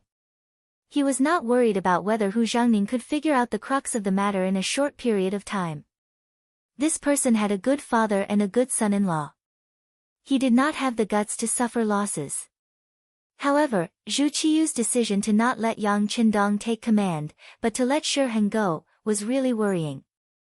Minister Wang, you don't have to worry about this. Japan is just a small country. It can't make any waves. Even if Shiheng is temporarily trapped, with strong manpower and material support, it's not impossible to win this battle. Besides, isn't there still the Duke of Loyalty and Courage? At worst, we'll just suffer losses first. By the way, hasn't the imperial court suffered a lot in the past 2 years? Hu Shao stroked his beard and shook his head. Obviously, he was also somewhat dissatisfied with Zhu Qiyu's decision. But he wasn't too worried. After all, it was a small country that was really difficult to put in his eyes. Perhaps. But it's unwise to send so many soldiers to the battlefield for the sake of face. How could Wang Ji not understand this truth? But when he thought about the consequences of the new soldiers going to the battlefield, what kind of losses it would cause, and how many families would be destroyed, he still felt distressed. Zhu Qiyu did not hesitate to lose the new army for the sake of face. In his eyes, Yang Qindong's contribution was too great. It was so great that if he wasn't suppressed, the consequences would be unimaginable. Even so, as long as there was another way, he would try it. Even if he knew that he would have to pay a price, he had to do it. He couldn't send Yang Qindong every time a war broke out, right? Besides, the great Ming dynasty couldn't even find a good commander to lead the army. As soon as the court meeting ended, all kinds of news spread. What was worth mentioning was that the Japanese envoy, Kimura Yoshida, actually heard the news in an instant. When he first heard the news, his face was full of disbelief. Not to mention that Japan originally had no intention to fight with the great Ming dynasty, his previous words were just to pressure them. Even if the country sent troops, it was impossible for them not to inform him. Otherwise, how could they trap him? Is there any misunderstanding in this matter? Could it be that the news from the front was wrong? What if the people who appeared were not our samurai, but someone else who pretended to be them? Kimura Yoshida had a doubtful expression on his face as he asked Qi Shang, the guard who sent the news. Seeing that the envoy was still doubting the source of the news, Qi Shang anxiously said, "Kimura-sama, now is not the time to think about this. Presumably, someone is already coming here. The first thing we should do now is to leave this place. No matter what, we cannot be caught by them. Then, we will go to the Tianjin Guard. If it is really our samurai, we will join them and send troops to the capital. Then, we will ask them to release the other people of the diplomatic mission and compensate them. If it is not, then we need to find evidence to explain it to the Ming Emperor." Good, good. Hearing Qi Shang's suggestion, Kimura Yoshida nodded repeatedly. But is there still a chance to escape? Presumably, there is no time to leave through the gate, right? Kimura-sama, do you still remember the tunnel you asked me to dig? It was completed last night. We can leave from there without anyone knowing. Qi Shang's face was full of confidence. Because he didn't know the Ming Emperor's attitude, and for his own safety, he had already made some preparations. Now was the time to put them to good use. Good, good, Ichi-kun, you have done well. Let's leave. As soon as he heard that the tunnel was finished, Kimura Yoshida's face showed a satisfied expression. Chapter 286. Good. Please follow me. Aikisheng nodded. In order not to attract attention, the two didn't bring anyone else with them. They only took some silver and entered the tunnel, leaving the diplomatic mission's courtyard. Less than half an incense stick's worth of time after the two left. A large number of embroidered uniformed guards and dongchang fanzi appeared outside the Japanese diplomatic mission's courtyard. The one who came to carry out the mission was the commander of the embroidered uniformed guards, Ji Guang. He first asked his subordinates who had been guarding the door, "How is it? Is there anything unusual inside?" "No, we didn't see anyone come out." "Good, everyone listen to my orders. In a moment, we will charge in and arrest everyone.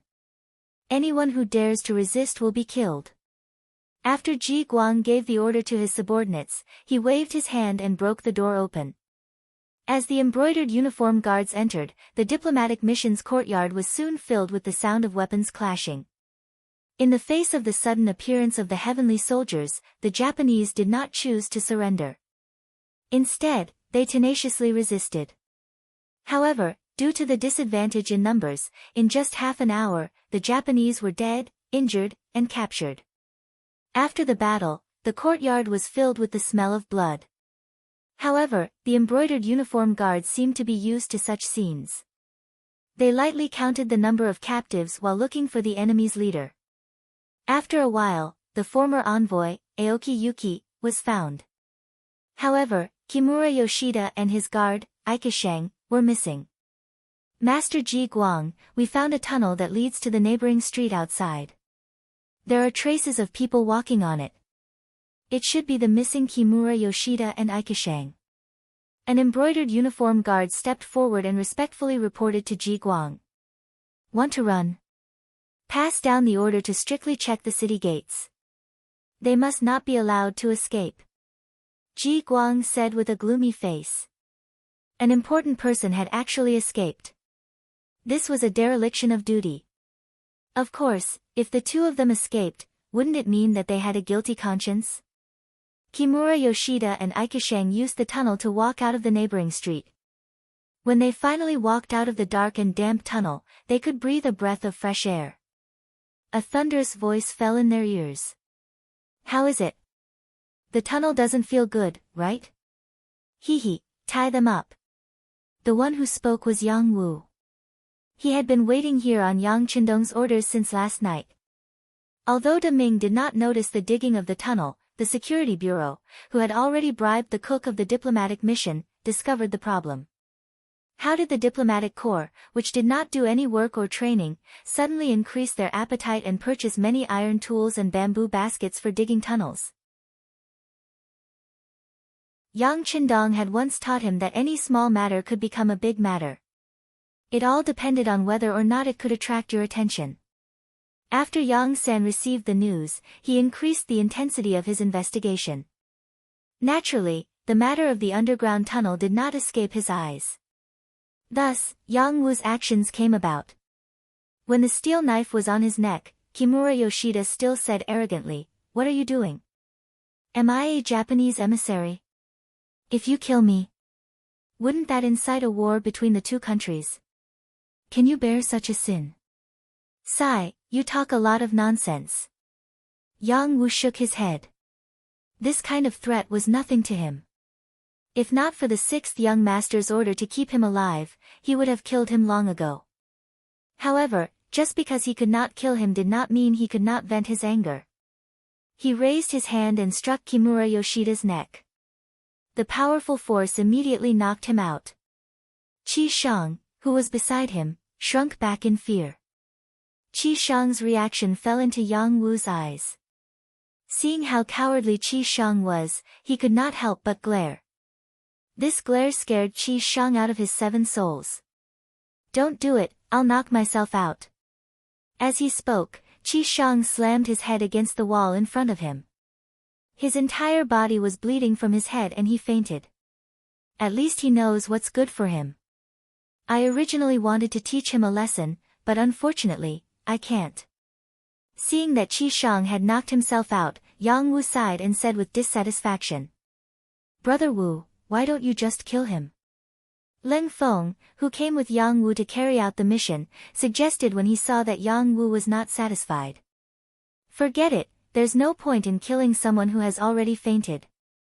Let's bring him back to the young master and let him do whatever he wants with him." Let's go, put them in the carriage and transport them out of the city. I'm afraid it won't be long before this matter is discovered and the city gates will be strictly checked. Yang Wu did not dare to delay. He was afraid that there would be a mistake and delay the young master's important matters. If that happened, he could not afford to be punished. The carriage that had already been prepared rushed over. After throwing the two unconscious people into the carriage, it headed towards the Yongding Gate. Not long after Yang Wu and the others left the city, the inspection at the city gates became much stricter. Under Ji Guang's personal supervision, even the carriages of the nobles and officials had to be strictly checked. However, this was destined to be ineffective. In the Yang family manor, Kimura Yoshida and Ikegami were thrown into the basement that had already been dug. In the academy, Junko was originally studying. The miscellaneous knowledge taught by Yang Qindong made her indulge in it. She realized that the world was so big, whether it was the Great Ming Dynasty or Japan, they were just a part of it, not even 1/20th of it. This made her open her eyes and at the same time, she was more certain that Yang Qindong was extraordinary. When she was studying seriously, Beta Persei appeared. Miss Junko, our young master wants to see you. Beta Persei was second only to Tiger's mane beside Yang Qindong. His presence here itself represented Yang Qindong. Junko naturally did not doubt him and walked out of the classroom and came to the front of Yang Qindong in the inner courtyard. Let's go, I'll take you to see two people.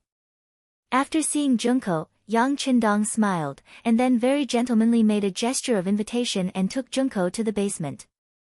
With Yang Qindong's identity, it was not surprising that there would be a basement in the manor. What Junko was curious about was who she was going to see. When she came down the stairs to the basement and saw the unconscious Kimura Yoshida and Ikegami, she couldn't help but turn pale. She couldn't understand how these two people were brought here. Weren't they the emissaries of Japan? How could Dong Shuai be so bold? Wasn't he afraid of being tracked down? Junko's face changed again and again. Yang Qindong didn't care about these things and just casually nodded to Beta Persei. At this time, Beta Persei took a wooden bucket that had been prepared and poured it on the unconscious Kimura Yoshida and Ikegami. Under the water column, the two people were instantly awakened. When they slowly opened their eyes, they saw Yang Qindong and Princess Junko. As soon as the two people opened their eyes, Junko didn't wait for Yang Qindong's consent and quickly said in Japanese, "Don't expose this princess's identity, otherwise, I will let Dong Shuai kill you now." In such a situation, Kimura Yoshida and Ikegami could only nod their heads repeatedly in order to survive. On the other hand, Yang Qindong on the side had already understood the conversation, but he still pretended not to know anything and looked at Junko, seemingly waiting for her explanation. "Oh, nothing, I just told them to answer Dong Shuai's question honestly." Junko found a promise to make. Junko didn't want to disclose her identity, so Yang Qindong didn't point it out. Instead, he turned his gaze back to Kimura Yoshida and Beta Persei and asked in pure Chinese, "Didn't you always want to kill me? Now I'm standing in front of you, do it." On the left side of Yang Qindong was Beta Persei, and on the right side was Yang Wu. The two people were staring at him with fierce eyes, so Kimura Yoshida didn't dare to move. He shook his head and said, "Duke Zhongdan, I think all of this is a misunderstanding." "A misunderstanding?" Yang Qindong chuckled and said, "You should know that because of your threat, the emperor of the Great Ming Dynasty actually wanted this duke to apologize to you, but this duke didn't agree and almost carried the crime of disobeying the imperial decree. If it weren't for your sudden attack on the Tianjin guard of the Great Ming Dynasty, I'm afraid I would have bowed my head to you now." "What? That's impossible." Junko originally didn't know where Yang Qindong got the courage to arrest these two people, and what was the point of arresting them. But now, when she heard that the Japanese army had declared war on the Great Ming Dynasty, her eyes suddenly widened, and she couldn't believe it. No, we don't mean to be enemies with the Great Ming Dynasty, and we won't send any army to attack. Everything is a misunderstanding. I was just trying to scare your emperor." At this moment, Kimura Yoshida finally told the truth. Unfortunately, now that he had said something like that, no matter how one listened to it, it sounded like an explanation. Yang Qindong kept shaking his head after listening. The facts are all there. The battle report of the Tianjin Guard has been sent to the capital. Do you still want to deny it? No. There must be some misunderstanding. It's likely that someone else is pretending to be you, intending to provoke a war between the two countries. Please investigate this matter. I'm also willing to go to the Tianjin Guard and confront the people there.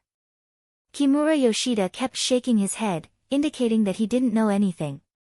At the same time, in order to explain clearly, he was willing to confront the so-called Japanese samurai.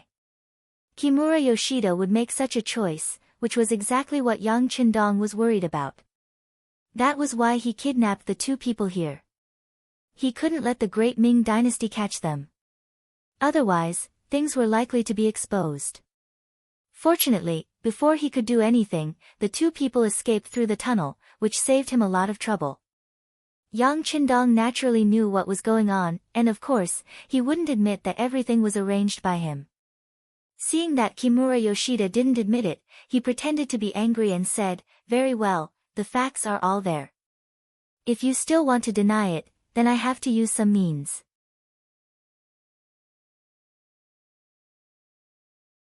Chapter 287. As soon as Yang Qindong's words fell, Beta Persei and Yang Wu laughed and walked toward Kimura Yoshida and Ikegami. With the two's martial arts, they could easily injure their internal organs, but they would never let others see any injuries on the surface. Ah! Ah! It hurts! It hurts! Soon, Kimura Yoshida and Ikegami's painful howls came from the basement. In front of Beta Persei and Yang Wu, the two's so-called self-esteem was trampled on. It didn't take long for them to urinate and defecate, and the smell of filth filled the basement. Yang Qindong gently covered his mouth and nose, turned around and walked up, and said, "Treat them well. When they confess, report to this young master." Junko followed Yang Qindong to the ground, but at this time, she was a little distracted. Obviously, she didn't believe that Japan would send troops to invade the great Ming dynasty. At this time, although Japan was still led by the emperor, because General Ashikaga Yoshimasa was too powerful, many things were not decided by her father. If the internal situation was unstable, how could they expand outward? Not to mention that they chose the powerful Ming dynasty. If Japan attacked a small country like Korea, Junko could still understand. After all, Japan's geographical environment was destined to make them have to go out if they wanted to achieve something. But why would they choose the great Ming dynasty? But Yang Qindong said that Japanese samurai raided the Tianjin garrison. How could this be explained? In such a matter, presumably this person would not speak without thinking. Junko had no idea in her heart. After separating from Yang Qindong, she found the captain of the guards, Kobayashi, and explained what she had just seen in the room on the ground. Kobayashi was also shocked by the news brought by Junko. "Princess, is it fake? Your Royal Highness is still in the great Ming dynasty. Although your identity has not been exposed, once the war starts, I'm afraid it will be difficult to hide your identity. Wouldn't this put the princess in a disadvantageous position?" "No. You don't know the emperor. For the sake of Japan, my sacrifice is nothing." Junko shook her head with a bitter smile. Japan was originally a country where men were superior to women. There, men were the sky and could do anything. Women were completely an accessory. Even in the upper echelons of society, there was a tradition of sending women to each other. As long as everything was in line with benefits, it was normal to give one's young daughter to an old man. But let's run. Shaolin still wanted to say something. For example, he didn't even have any kinship left. Wasn't this a little too cruel? However, in the end, he didn't say anything. The identity of the emperor wasn't something a nobody like him could question. Therefore, he decided to escape with the princess. Since the great Ming dynasty and Japan were at war, there was no benefit for Princess Junko to stay here. Once his identity was exposed, he was afraid that he would become the biggest hostage and live a life worse than a dog's. Escape? Based on the fact that we are Japanese, where do you think we can escape now? I'm afraid that as soon as we leave Yang Village, we will be caught. Junko shook her head. Compared to the unfamiliar outside, Yang Village was extremely safe. But if we stay in Yang Village, there is no guarantee that Zhongdang won't do anything to us. Shaolin said worriedly. No, Zhongdang won't. Speaking of this, Junko remembered the unclear relationship between herself and Yang Qindong. She was very confident, but in the end, she still found an excuse and said, "We are just businessmen." If he wanted to, he would have done it long ago. Nothing happened for so long, and nothing will happen now. I'm just worried that once Kimura Yoshida and Ikegami reveal my identity, then. Junko didn't continue speaking, but it was obvious that she was worried. Your Highness, don't worry, I will go to the basement now and end them. Shaolin's face was firm. No. No. Junko shook her head again. If you go and fail, I'm afraid that the Zhongdang will blame you, or even kill you. Let me go. Junko seemed to have made a great decision. She thought that even if she failed and was discovered, with her beauty and the friendship between her and Yang Qindong, the other party wouldn't do anything to her. But your Highness has never killed anyone. Shaolin said worriedly. There is a first time for everything. Junko shook her head and looked at Shaolin. Korean Kun, I know you have a very sharp dagger, give it to me. This. Okay. Shaolin didn't dare to disobey the princess's order. The most important thing was that this was indeed the best way to hide their identity. He immediately agreed, pulled out a shining dagger from his leg and handed it to Junko. Yang Qindong went out of the basement and came to the study. After a while, Beta Persei came in. Young master, Miss Junko went to the basement. Oh. She didn't discover you. Yang Qindong said without the slightest surprise, as if everything was within his calculations. Junko was afraid that her identity would be exposed, and someone would use her identity as a princess to make a fuss, so the best way was of course to silence them. No, Yang Wu and I hid very well, and now Yang Wu is watching. Beta Persei replied in a low voice. Speaking of which, not only was he tall, but his voice was also like thunder, which often scared people. For this matter, Yang Qindong reminded him a lot, so when he saw the sixth young master, he had to speak in a fake voice. Okay, then let's go watch the show. Yang Qindong stood up with a smile and went straight out of the study. In the basement. Junko held a sharp dagger in her hand, enduring the unpleasant smell, and came to the front of Kimura Yoshida and Ikegami, who had fainted on the ground. After Yang Er and Yang Wu's torment, the two of them were already in a state worse than death. They were in so much pain that they wished they were dead. Even when Junko came near, they did not sense anything. Looking at these two compatriots, who are also the trusted subordinates of General Ashikaga Yoshimasa, who is a headache for her father emperor, Junko can't help but feel angry. How dare they be so bold to suddenly send troops to the great Ming dynasty?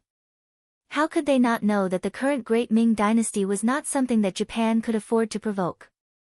This was simply asking for trouble.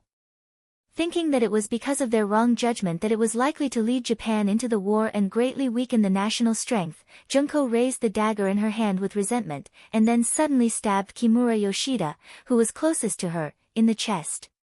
Puchi. After the dagger entered the body, there was only a muffled sound, and Kimura Yoshida died and went to see the emperor. After killing one person, Junko seemed to be interested and forgot her fear. She raised the dagger and stabbed the heart of the other guard, Ikegami. Puchi Puchi. As if she was afraid that she would not be able to kill the other party, under her anger, she continuously stabbed the other party several times. In the end, she killed the two of them until they could no longer kill each other. Blood also sprayed onto her face and clothes, but she did not seem to care about it. Until she confirmed that the two people were dead, she dragged her tired body and walked out of the underground room. Furthermore, all of this had happened without anyone stopping him. It was as if it had happened without anyone knowing. But Junko didn't know that there was a very hidden room on the side of the basement. There seemed to be an earthen wall, but in fact, it was just a disguise. There was a double-sided transparent glass that was taller than it would be a few hundred years later. From there, one could clearly see everything that was happening in the basement. Looking from the inside to the outside, there was nothing unusual. Did you record it? Yang Qindong looked at Beta Persei, who was fiddling with the camera for the first time. Young master, it's all recorded. According to your request, I also recorded a few close-ups to clearly record the scene of Junko killing the two Japanese envoys. Beta Persei said as if he was showing off. Very good, arrange for someone to send it to Commander Gao Xiong, and then let him arrange for someone to send it to Japan. Remember, you must personally send it to Ashikaga Yoshimasa. Yang Qindong said with confidence. He never had any good impression of Japan. It was only a matter of time before he dealt with them. And before that, in order to achieve his goal more easily, internal strife was one of the best ways. He believed that with this solid evidence, Ashikaga Yoshimasa could use it to attack the emperor, and Japan's internal strife was already a fact. At that time, it would be impossible for Junko not to stand on his side. Speaking of which, after knowing Junko's identity, Yang Qindong had always had a plan. And step by step, it was carried out smoothly, until now, it finally paid off. With this video as evidence, he didn't have to worry about Japan's internal strife. At that time, his opportunity would come, and he could even send troops to Japan on the grounds of supporting Junko's restoration. At that time, it wouldn't be difficult to occupy the entire Japan and make it return to its ancestral land. Junko didn't know these things. On the contrary, after killing people, she thought that no one would find her. After returning to her room, she quickly changed into a clean set of clothes and went to the academy. She really did what she should do. There were no side effects or discomfort after killing people for the first time. Yang Qindong also acted as if nothing had happened. It's just that the scene of Junko killing Kimura Yoshida and Ikigami has been recorded perfectly. Not only that, he also took a copy of it to the warehouse, and then took out a copy and a tablet that could play the video. When the time comes, he only needed to take it to Japan and play it. Presumably, it would cause an uproar. It was equivalent to handing General Ashikaga Yoshimasa a butcher's knife, so that he could raise it high and do whatever he wanted.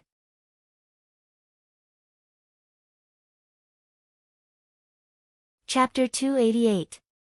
Because the Japanese samurai suddenly attacked the port of Tianjin, Yang Qindong's so-called crime of disobeying the imperial edict was not pursued.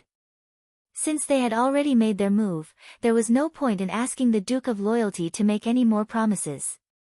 The Yang village quieted down. Yang Qindong was his own teacher at the Yang Academy. From time to time, he would interact with the students and discuss some problems that people could not solve at that time. When he returned to the inner courtyard of the Yang village, he interacted with the several madams, thinking of ways to create the next generation. In contrast to Yang Qindong's leisure, the commander-in-chief in the capital, Shi Heng, was so busy that his feet did not touch the ground. The emperor only gave him 3 days to gather 50,000 soldiers and send them to Tianjin. However, most of these soldiers had not undergone systematic training. Most of them came to the military camp on the basis of their hot-bloodedness. Many of them were even influenced by Yang Qindong and joined the army. However, it would be very difficult for these people to win a battle. After Shi Heng returned to the army, he issued the order to prepare for war and allowed everyone to take the initiative to sign up. The result of this action could be said to be the result of breaking his heart. According to the amount of money Zhu Qiyu had given them, the number of new recruits this time was close to 200,000. However, when the order to prepare for war was issued, there were not even 5,000 people who took the initiative to sign up. Looking at the statistics, Shi Heng said angrily to his subordinates, since they don't take the initiative to sign up, then force them to do it. As for how to do it, you can decide for yourselves. In short, at this time tomorrow, I want to see 50,000 soldiers ready to go to war. After throwing these words to his subordinates, Shi Heng went straight to the Ministry of Justice. Kimura Yoshida and Ikigami had escaped and even disappeared without a trace. However, the previous envoy, Aoki Yuki, was still caught by the genie guards and was now locked up in the prison of the Ministry of Justice. Shi Heng came to see Aoki Yuki to get more information, such as how many soldiers Japan had sent this time, who was the commander, and what his personality was like. One had to say that Aoki Yuki was rather unlucky. First, he failed to assassinate Princess Ohara Junko, and then Yang Qindong found an opportunity to accuse him of disturbing the peace of the capital and assassinating an important official. After which, he was arrested by the Bureau of Rights and imprisoned for several months. Finally, Kimura Yoshida appeared and rescued him. But in just a few days, he was caught again. He had nothing to say except for lamenting his bad luck. Not only did he accept his fate, but he also didn't know what to say when faced with the torture tools of the Ministry of Justice. He really didn't know anything about the sudden appearance of the Japanese army in Tianjin, or how many people had come, or who the general was. Faced with all kinds of torture instruments that he could not name, although he was extremely afraid, he still did not say the answer that Shi Heng wanted in the end. It seems that he really doesn't know. Shi Heng personally saw the scene of Aoki Yuki being tortured. Aoki Yuki only shouted that he was wronged and fainted twice, but he still didn't say anything valuable. He couldn't help shaking his head angrily and said, "Forget it. Since that's the case, it's useless to keep this person alive. Just kill him and let the army use him as a sacrifice." Normally, when two countries go to war, envoys are not to be killed. However, Japan went to war without declaring war, and Aoki Yuki did not appear as a true envoy, so even if he was killed, it would still be reasonable. Just after Shi Heng said this, Aoki Yuki, who was still a little dizzy, suddenly shouted loudly, "No! You can't kill me. I know that an important person of our Japanese royal family is in the capital of the great Ming dynasty. I know it." "Oh. Is there such a thing?" Originally, Qin Haodong didn't expect to scare him. He just wanted to kill him to boost the morale of the army. He didn't expect that he would force out such a big news. Thinking that if he could find this important member of the royal family, he could not only learn more about the movements of the Japanese army, but also make the enemy hesitate to attack. Shi Heng's eyes suddenly lit up. He strode to Aoki Yuki and said, "Tell me, who is that person? Where is he now?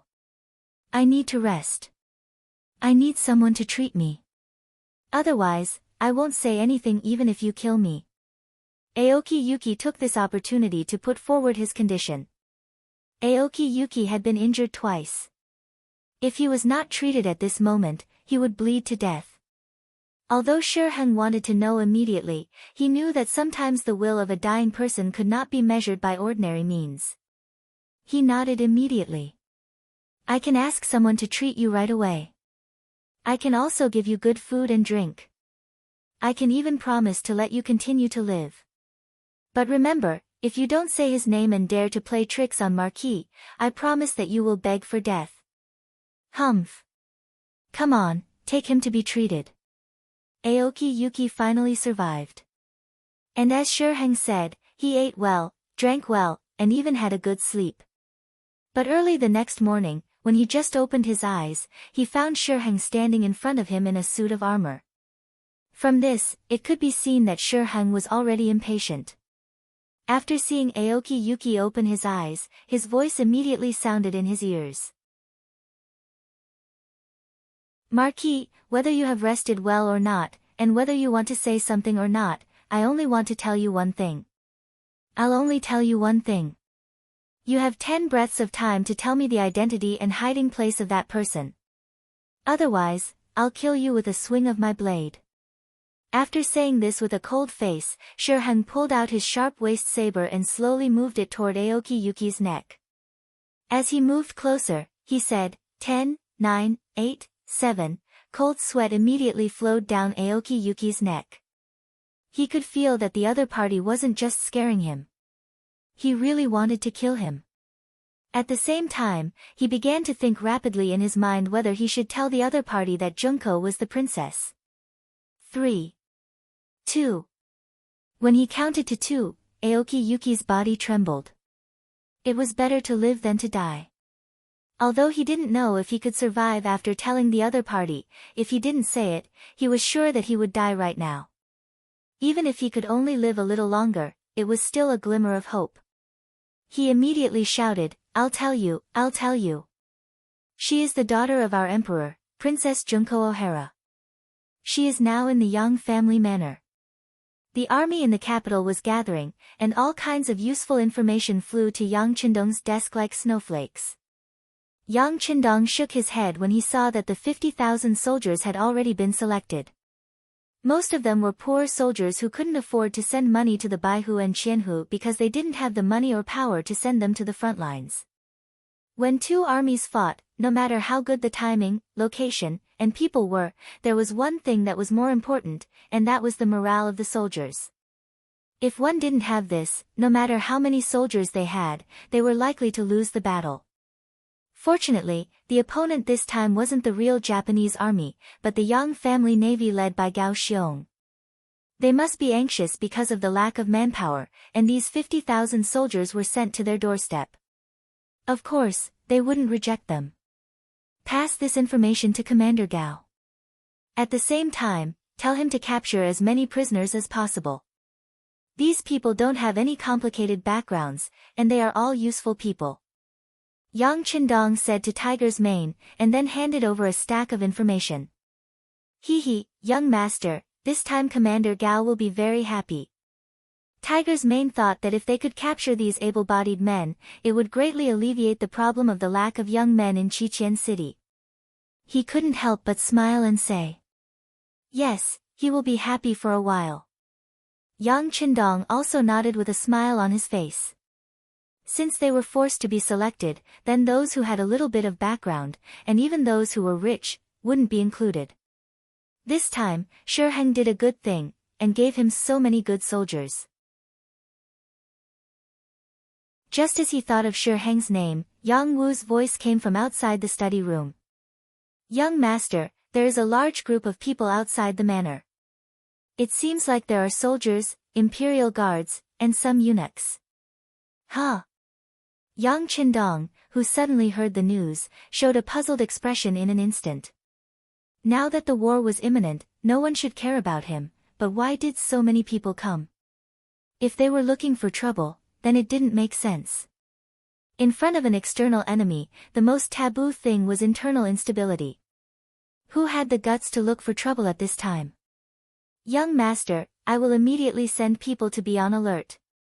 Hearing that so many people came uninvited, Tiger's Man's body was overflowing with murderous intent. Appropriate precautions will be enough. They don't have the guts to look for trouble with young master. Yang Qindong shook his head decisively. If someone really wanted to do something bad to him, they would definitely not choose this time. Anyone with a little brain should know that this was not the time for internal strife. When Yang Qindong heard the news, Shi Heng from the outer court of Yang Manor had already arrived with a large group of people. Aoki Yuki actually said that the daughter of the Emperor of Japan, Her Royal Highness, was in Yang Manor. This news made him excited and worried. He was excited because if the news was true, he could get more information about the enemy by capturing the princess. At the same time, he could use this to threaten the enemy not to act rashly. He was worried because this matter involved Yang Manor, which meant that it was related to the Duke of Loyalty. If the news was wrong and Aoki Yuki was talking nonsense, then he would become a gun in the hands of others. What a stupid thing to do. Shi Heng was very smart. Not only did he have his own methods to lead troops to war, but he also had his own set of standards in dealing with people. At least he knew who he could deal with, who he could offend, and who he shouldn't.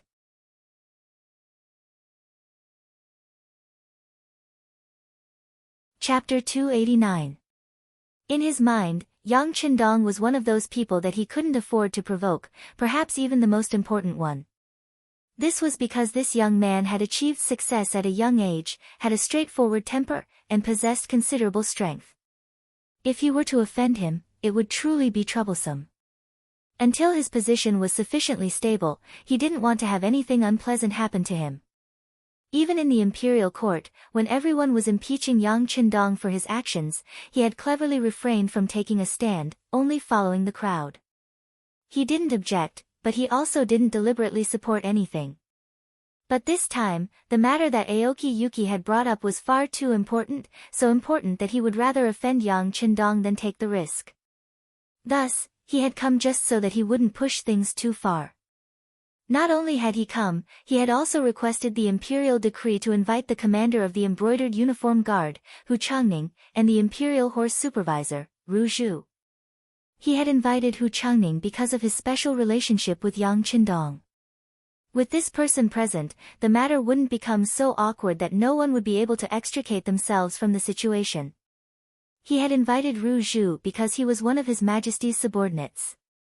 He wanted him to see everything so that His Majesty could better understand the situation. Outside the Yang clan manor, Shi Heng, Hu Changning, and Ru Zhu led a group of more than 100 people to stand in front of the manor. They allowed the servants of the Yang clan manor to enter and report, not showing the slightest hint of impatience on their faces. This alone was enough to express their sincerity. However, this kind of sincerity could only be given to Yang Qindong, the loyal duke. If it was any other minister, they would not enjoy such treatment. Once they had any doubts, they would directly kill their way in. How could they be so polite to you? Even if the other party was courteous, Yang Qindong couldn't just remain in the inner courtyard, and this wasn't even mentioning that his father-in-law was here.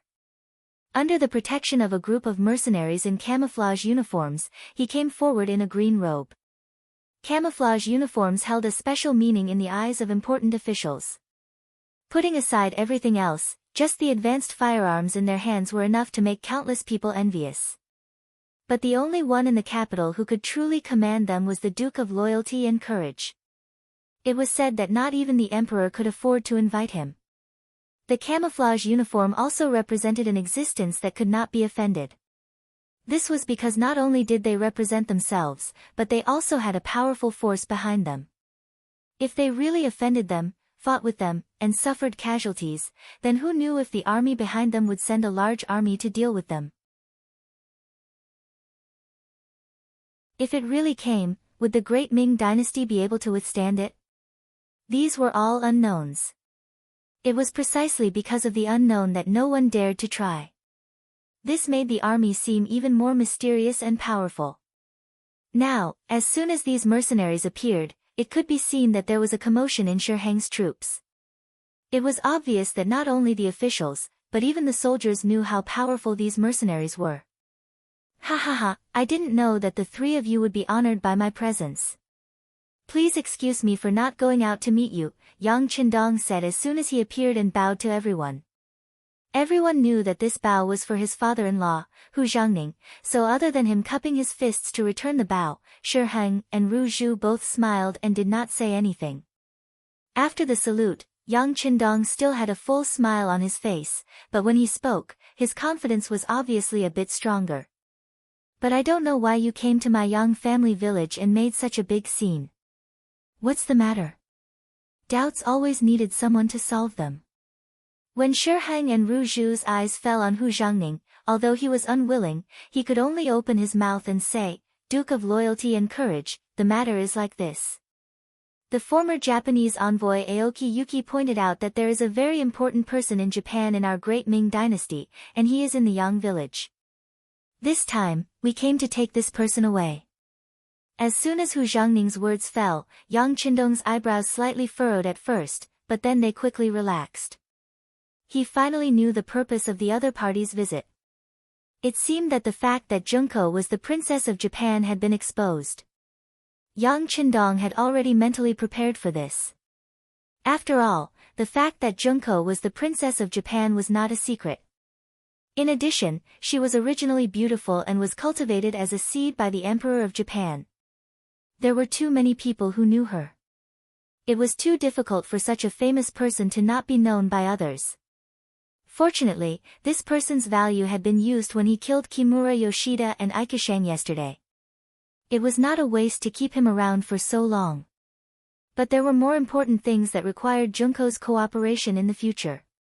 How could he just hand her over like this? Not to mention, what kind of place was the Yang village? How could they allow others to take people away just like that? He was a little unwilling in his heart, but since his father-in-law said so, it was absolutely impossible to drive him away directly. He still had to give face. When he looked at his father-in-law, his eyes were full of smiles. So that's how it is. In that case, let's arrange for Junko to come here. Tiger's mane, go and bring her out. Yes, young master. Tiger's mane nodded and turned to leave.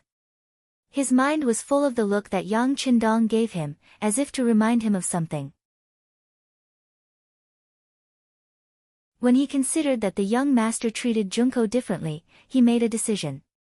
That was to tell Junko everything, at least let her be mentally prepared first. As for whether she was the princess of Japan or not, it was not a problem that he needed to consider at all. Tiger's mane left to find Junko, and Yang Qindong waved his hand. Yang Wu and the others immediately placed a large table here, and someone served tea and 4 stools, as if they were here to entertain guests. On the surface, Yang Qindong seemed to welcome the arrival of Hu Jiangning and the others, but the way he treated them outside the door fully expressed the displeasure in his heart. Since they had come uninvited, then there was no need for them to enter the manor. They could just stay here. As long as they could hand over Junko, it didn't matter to Shi Heng and the others whether they entered the village or not. Yang Qindong's past experience taught them that it was best not to provoke him unless they felt that they were strong enough. Otherwise, it was better to avoid him.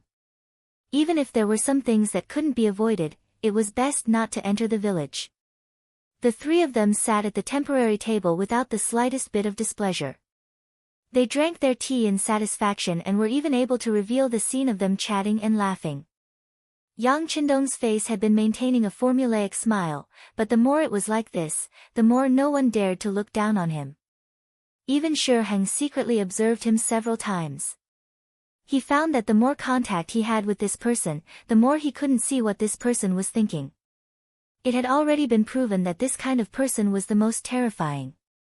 He couldn't help but think that if Hu Jiangning didn't come with him today, it would be impossible to make him hand over Junko. He couldn't help but feel lucky that he had found such a good helper. In the Yang Family Academy, Junko, who was still in class, was called out by Tiger's mane. She opened her beautiful eyes, blinking and looking very puzzled, but her heart was like a drum being beaten by a heavy hammer, completely not as calm as she looked on the surface. Kimura Yoshida and Ikigami were dead, killed by her. Although there was no movement afterward, Junko had always been worried about being suspected. After all, she was the person who went to the basement, and knew the existence of these 2 people. She didn't know whether Yang Qindong had told others who was in the basement. If he did, it would be better, at least everyone would be suspected. However, if he was the only one who was told, then there was really no way to escape from it. Junko looked innocent. Tiger's mane had to say something, because this was originally the young master's hint. Miss Junko, please come with me, there are many people outside the village, saying that they are looking for you, and that you have another identity. After saying this, Tiger's mane didn't look at Junko at all. From a certain point of view, he had already determined that there was something unusual between her and the young master, so she was an existence that he absolutely couldn't offend. Tiger's mane then turned around and took the lead to leave, leaving Junko as if she was struck by lightning. Another identity? In fact, she should have thought about it, her existence was not a secret in the upper class of Japan. Even if Kimura Yoshida and Ikigami knew about her, then it was inevitable that others would also know about her, so how could killing 2 people solve the problem? Now, they came to find her, so what should she do? When the war between the Great Ming Dynasty and Japan began, her existence was originally a very good target to be used. Even if she was the leader, such a person would certainly not be let go. Well? Miss Junko, why don't you go? Are you not feeling well? After a few steps, Tiger's mane found that there was no one behind him, so he turned around and asked with concern. I'm not feeling well. It seemed that she was reminded by Tiger's mane, or maybe it was a targeted hint. Junko suddenly covered her stomach and said, "Oh, I don't know what's going on. My stomach hurts." "Hurts? Is it serious? I'll immediately find a doctor for you." Tiger's mane's face was nervous, but his eyes were actually filled with appreciation. This woman was not stupid, at least she knew what was called a donkey going down a slope. Outside Yang village, after about the time it takes to burn a stick of incense, Tiger's mane came out again. Shi Heng and the others immediately noticed that when this person appeared, there was no one else around him. For a moment, they couldn't help but look at Yang Qindong doubtfully, their eyes seemed to be questioning him. In this regard, Yang Qindong was too lazy to look at them, he still sat there and casually drank tea, completely ignoring the three people's 6 eyes. Hu Zhangning was his father-in-law, he would respect him, and he must respect him. But this did not mean that he had to unconditionally retreat in the face of anything. This time, allowing the 3 people to sit here and drink tea was already giving enough face, at least if they wanted to ask him for help, that was a fool's dream.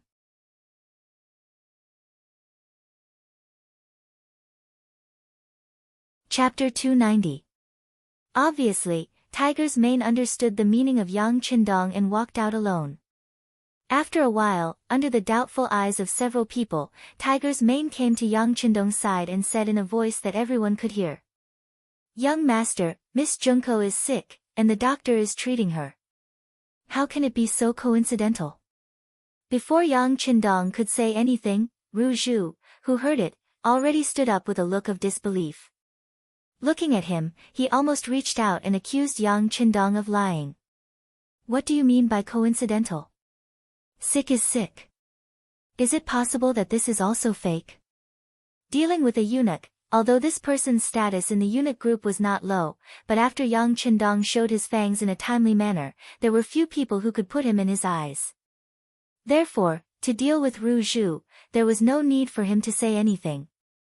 Tiger's mane on the side took over the words and asked with an unhappy face. Tiger's mane often appeared around Yang Qindong, but those who knew Duke of Loyalty naturally knew about this servant. Seeing that a servant dared to talk to him like this, Ru Zhu felt great shame. "Who do you think you are? With your identity, you dare to talk to me like this? What is his identity?" "My brother. You, on the other hand, aren't even considered a normal person. Who allowed you to strut around here?" Yang Qindong, whose expression was as usual and whose gaze was calm, suddenly raised his head and stared at Ru Zhu with a questioning tone. The status of eunuchs in the Ming dynasty was so high that few other dynasties could compare with it. Even in a certain period of time, the strength of the eunuch group was second only to the emperor, and much higher than the ministers. This also made some people arrogant and felt superior to others. But now, someone pointed out their biggest weakness, that is, the incompleteness of their body. How could Ru Zhu's face look good? Duke of Loyalty? What do you mean by this? Are you looking down on this eunuch? Okay, you can say that to others, but don't brag in front of this duke. Yang Qindong looked at Ru Zhai, who was like a red-eyed rooster. Yang Qindong didn't pay any more attention to him. Instead, he looked at Hu Zhangning and said, "Father-in-law, Miss Junko is sick. Naturally, she can't come out to meet guests. And this person is just an ordinary businessman in Japan, the so-called princess identity is simply nonsense. I think this is simply a lie before Aoki Yuki's death, to make us have internal discord, so we don't fall into his trap. Let's leave this matter as it is." It seemed very casual talk, but in fact, this matter was the matter. That was, Yang Qindong didn't believe that Junko was the princess of Japan. Whether other people believed it or not, they should treat it as if they didn't believe it. Okay, since Duke of Loyalty said so, this old man will naturally believe it. Hu Zhangning of course knew where to turn. This time, he came personally to give face to Shi Heng. As for whether this matter would succeed or not, it was not something he should worry about. Hu Zhangning got up and looked like he was about to leave. Ru Zhu looked at the side and gritted his teeth.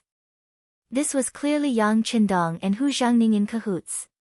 He could only look at Shi Heng and said, "Wukinghow, you see, fine, since Duke of Loyalty is the guarantor, then Marquis will naturally believe it.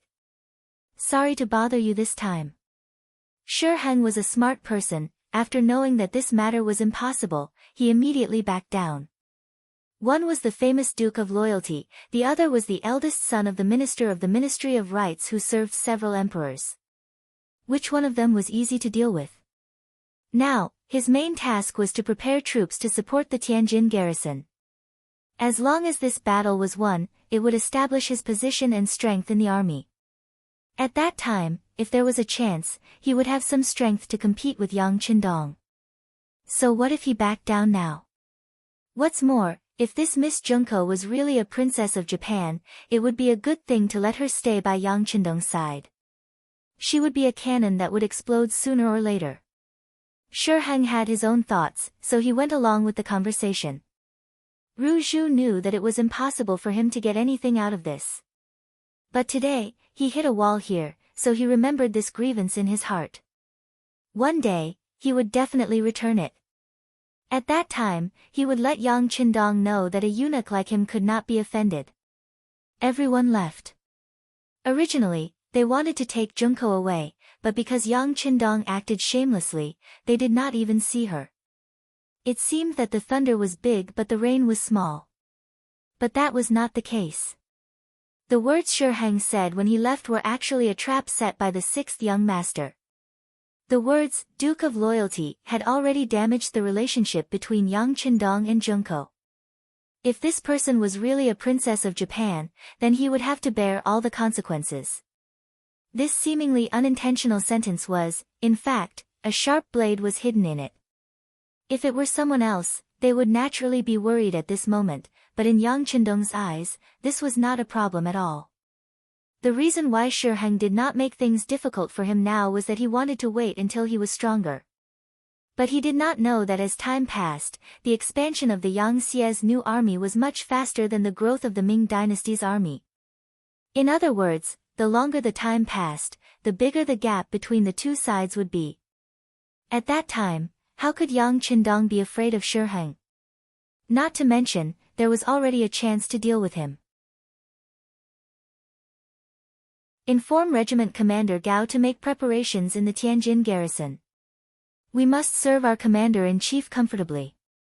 Tiger's mane certainly understood what comfortably meant. Although Shi Heng seemed to give Yang Qindong a lot of face on the surface, it was just an act. He wanted the Duke of Loyalty to ignore his existence and development. If he really wanted to give face, then he should not have brought people here today. He should have just sent someone to ask and go through the motions. But he did not do that. Instead, he brought a lot of people here, which already proved that he regarded Yang Qindong as his opponent.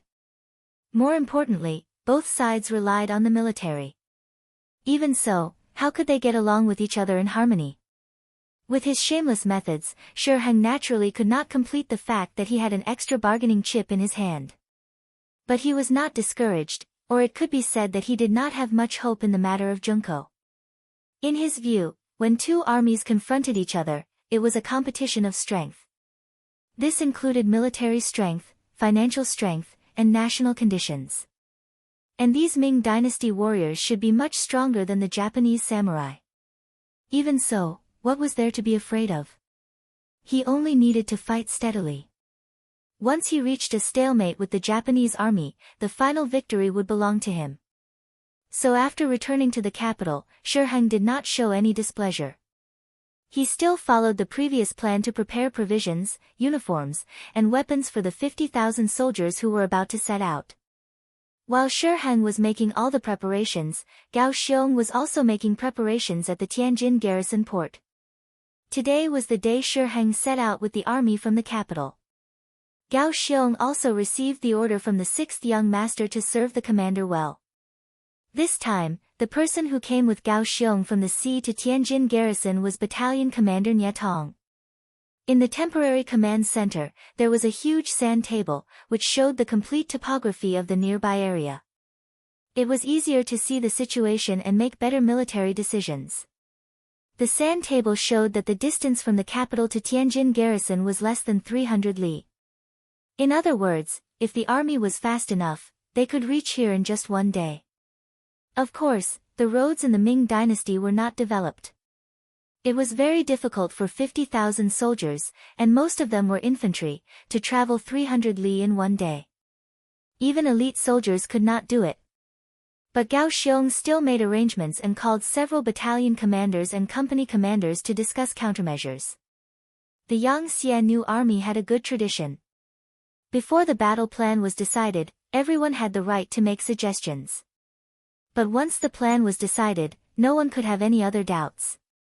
There was only one thing to do, and that was to carry out the plan with all their strength. Today, as usual, everyone put forward their own suggestions.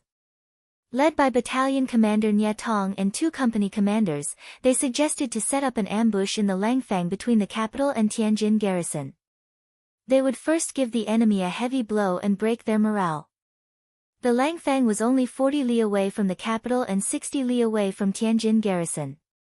It was closely connected to the 2 places, giving it a unique position.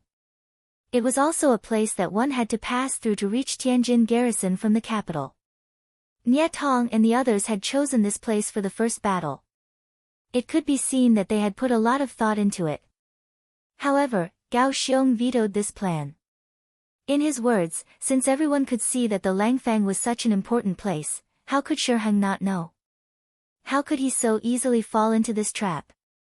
Since they could not set up an ambush in the Langfang, Nie Tong asked, Commander Gao, are we going to fight the Great Ming army in Tianjin garrison?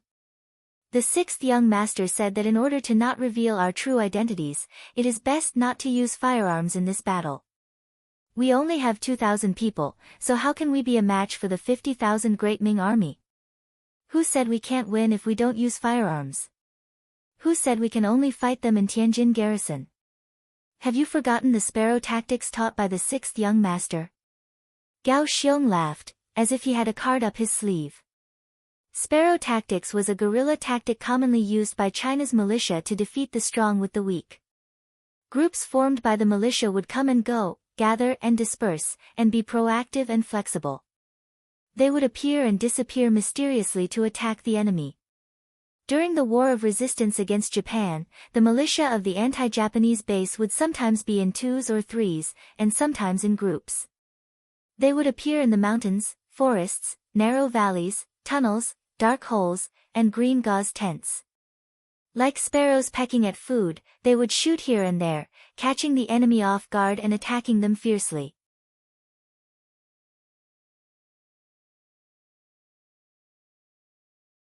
Chapter 291. When the enemy counterattacked, they would immediately retreat and conceal themselves without a trace. When the enemy retreated, they would charge forward with the sound of gunfire and the sound of killing filled the air. This would cause the enemy to be unable to hit them, unable to chase after them, unable to eat well, unable to sleep soundly, uneasy, and battered. In summary, there were 3 points: ambush, ambush, and obstruct. Sparrow tactics? After hearing this, Nie Tong and the other company commanders couldn't help but feel shocked. They instantly thought of the Great Ming dynasty's army being split up and thrown around in circles. Yes, it is the sparrow tactics. Gao Xiong said with a decisive tone. Then, he pointed at the sand table and continued, in this battle, we can't use a large amount of firearms. This means that our greatest advantage has been suppressed. If we want to win with a few people, we can only use sneak attacks and harassment. Fortunately, our cold vanguard soldiers are elites. They are all 1 in 100, or even 1 in 1,000. Even the 2,000 auxiliary soldiers accompanying us are slightly stronger than the Great Ming dynasty's elites. As long as we adopt the strategy of having the veteran lead the troops, with one Ling Feng leading 5 auxiliary troops, breaking up the whole into smaller groups and harassing them in small groups, we will be able to give the enemy the impression that there are soldiers everywhere. When they are exhausted, we will suddenly gather in one place and launch a large encirclement and annihilation. This battle will be decided. Gao Xiong's expression was serious, but his eyes were filled with excitement. After he finished speaking, he looked at Nie Tong and the others and said, "In this battle, we will use our actions to tell the sixth young master and all the soldiers and civilians in Crimson City that we can not only be dragons of the sea, but also tigers of the land. Yes, we are not only dragons of the sea, but also tigers of the land."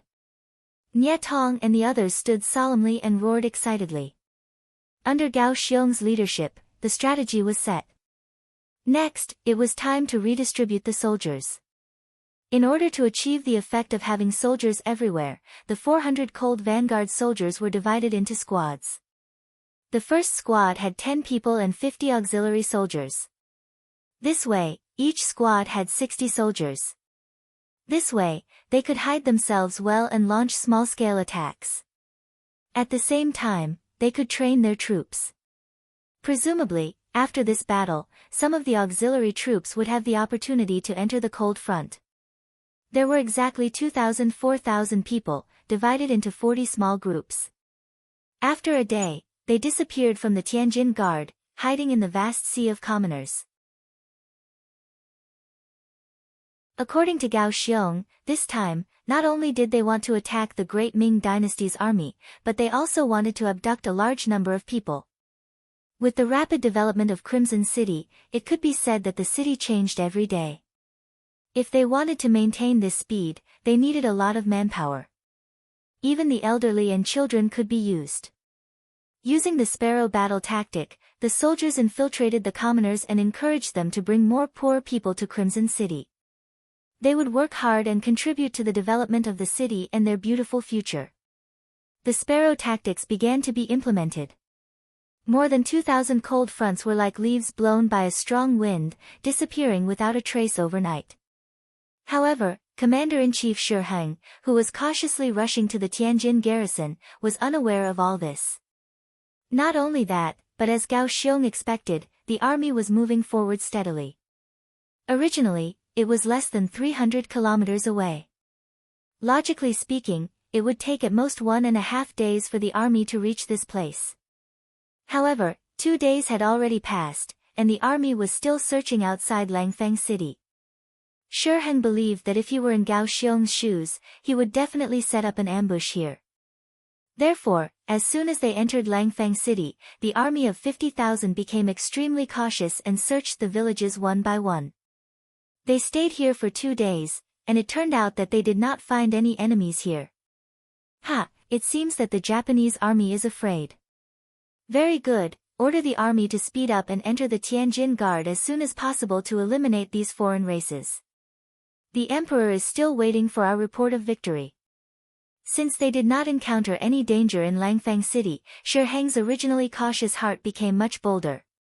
He thought that the Japanese army was not familiar with the terrain and did not dare to come out to fight.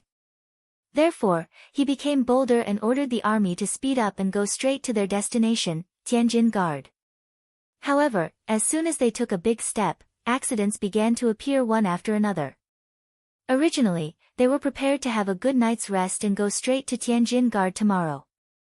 However, during the night of camping in the wild, the entire military camp was attacked from all directions. Fire crossbows were used to attack from afar, short bows were used to attack from close range. In just one night, more than 5,000 Ming soldiers lost their place to rest, and about 2,000 of them suffered different degrees of trauma. According to the final summary of the data, at least 7 or 8 strongholds were attacked. In other words, at least 7 or 8 enemy forces launched a sneak attack on them tonight. How can there be so many? How many people are there in the Japanese army? Looking at the summary of the battle report, Shi Heng's eyebrows had long been knitted together. Because of the darkness, the great Ming dynasty's army couldn't clearly see how many enemies there were. They could only hear bursts of battle cries coming from all directions. The soldiers, who had already become timid because of their excessive caution, began to retreat when they heard the shouts. How could they have the time to see how many enemies there were and what kind of weapons they were holding? Without a specific battle report, Shi Heng could not make an accurate judgment, which also caused him to be unable to find a better solution to the surprise attack in front of him. The only thing he could do was to shrink the army and set up defenses carefully. However, this was a passive defense. Not only did it greatly delay the speed of the march, but it also shook the morale of the army. However, Shi Heng did not have a good solution for these elusive opponents. If he sent a large group of people out to encircle and suppress them, they would not be able to find them at all. It would only be a waste of manpower and resources. If he sent a small group of troops, they often did not return or returned with heavy injuries.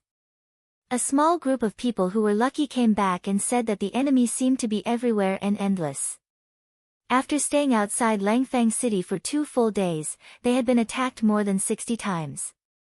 That was to say, of the 40 small branches under Gao Xiong's command, every single one of them had attacked at least once. More than half of them had attacked at least twice.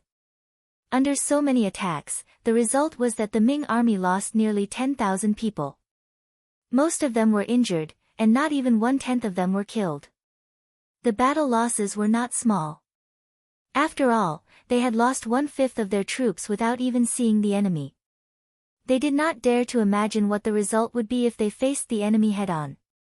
Of course, this was because the Ming army was mostly new and had not been on the battlefield and had no experience. However, the most important factor was the flexibility, speed, and stealth of the sparrow battle. That feeling of being everywhere, yet unable to be touched or found was extremely annoying. We can't wait here any longer. We need to go to the Tianjin garrison. Pass down the order, the army is to set out. The head and the tail are to line up and set out in a long snake formation. However, if one group is attacked, the other groups do not need to ask for reinforcements. Shi Heng rubbed his dizzy head. His tone was filled with a trace of helplessness and frustration. When his subordinate heard this military order, he asked with a trace of hesitation, "Commander-in-Chief, how should we deal with the injured? Many of them have leg injuries, and I'm afraid that they won't be able to follow the army for a while. They should all stay behind. At the same time, send out a 500-man squad to protect them and send them back to the capital," Shi Heng said, a resolute light in his eyes. This was how it was on the battlefield. Once one was injured and could not move freely, one would become a burden. People like this would naturally be abandoned. After the order was given, the army of 50,000 abandoned nearly 10,000 men and set out for the Tianjin garrison several dozen kilometers away. As Shi Heng's army was setting out, Battalion Commander Nie Tong led 20 squads to follow. Gao Xiong did not follow. Instead, he led the other squads to the 10,000 some wounded soldiers left behind. In Shi Heng's eyes, these wounded Ming soldiers were a burden, but in Ling Feng's eyes, they were treasures. If there was one thing that Crimson City lacked the most, it would be men in their prime. Furthermore, these injured soldiers who could not move freely for a while were highly sought after. In order to quickly subdue these injured Ming soldiers, Gao Xiong finally drew his sword. The elite Cold Vanguard soldiers were all equipped with super strong combat abilities. The thousands of auxiliary soldiers who had also undergone strict training suddenly surrounded the Ming soldiers like phantoms. Even though they were outnumbered, a single wave of attacks was enough to subdue the 500-man escort. When the advanced firearms were taken out, the wounded Ming soldiers quickly gave in. One of the reasons for this was because they were afraid of firearms, but it was also because they yearned for mercenaries. Many of them had even thought of learning more about mercenaries and joining them. It was just that they did not have the opportunity to do so. Now that the opportunity had appeared, many of them were secretly delighted. They felt that this was an opportunity bestowed by the heavens. When some of the wounded tried to resist, their weapons were snatched away by the other Ming soldiers. According to these people, this was an opportunity that they could not even ask for. Since it had appeared, how could they reject it? The operation of subduing the wounded soldiers went extremely smoothly, out of Gao Xiong's expectations. At this moment, he finally knew that the 6th young master's work in the capital over the past year had not been in vain. While he was happy, he also cautiously gave the order that not a single Ming soldier could be allowed to leave the group. At the very least, the news of the mercenaries appearing here could not be spread. It seemed impossible for 1,000 people to gather nearly 10,000 wounded soldiers. However, with the help of the wounded soldiers of the Ming army who had a good impression of the mercenaries, the operation went unexpectedly smoothly.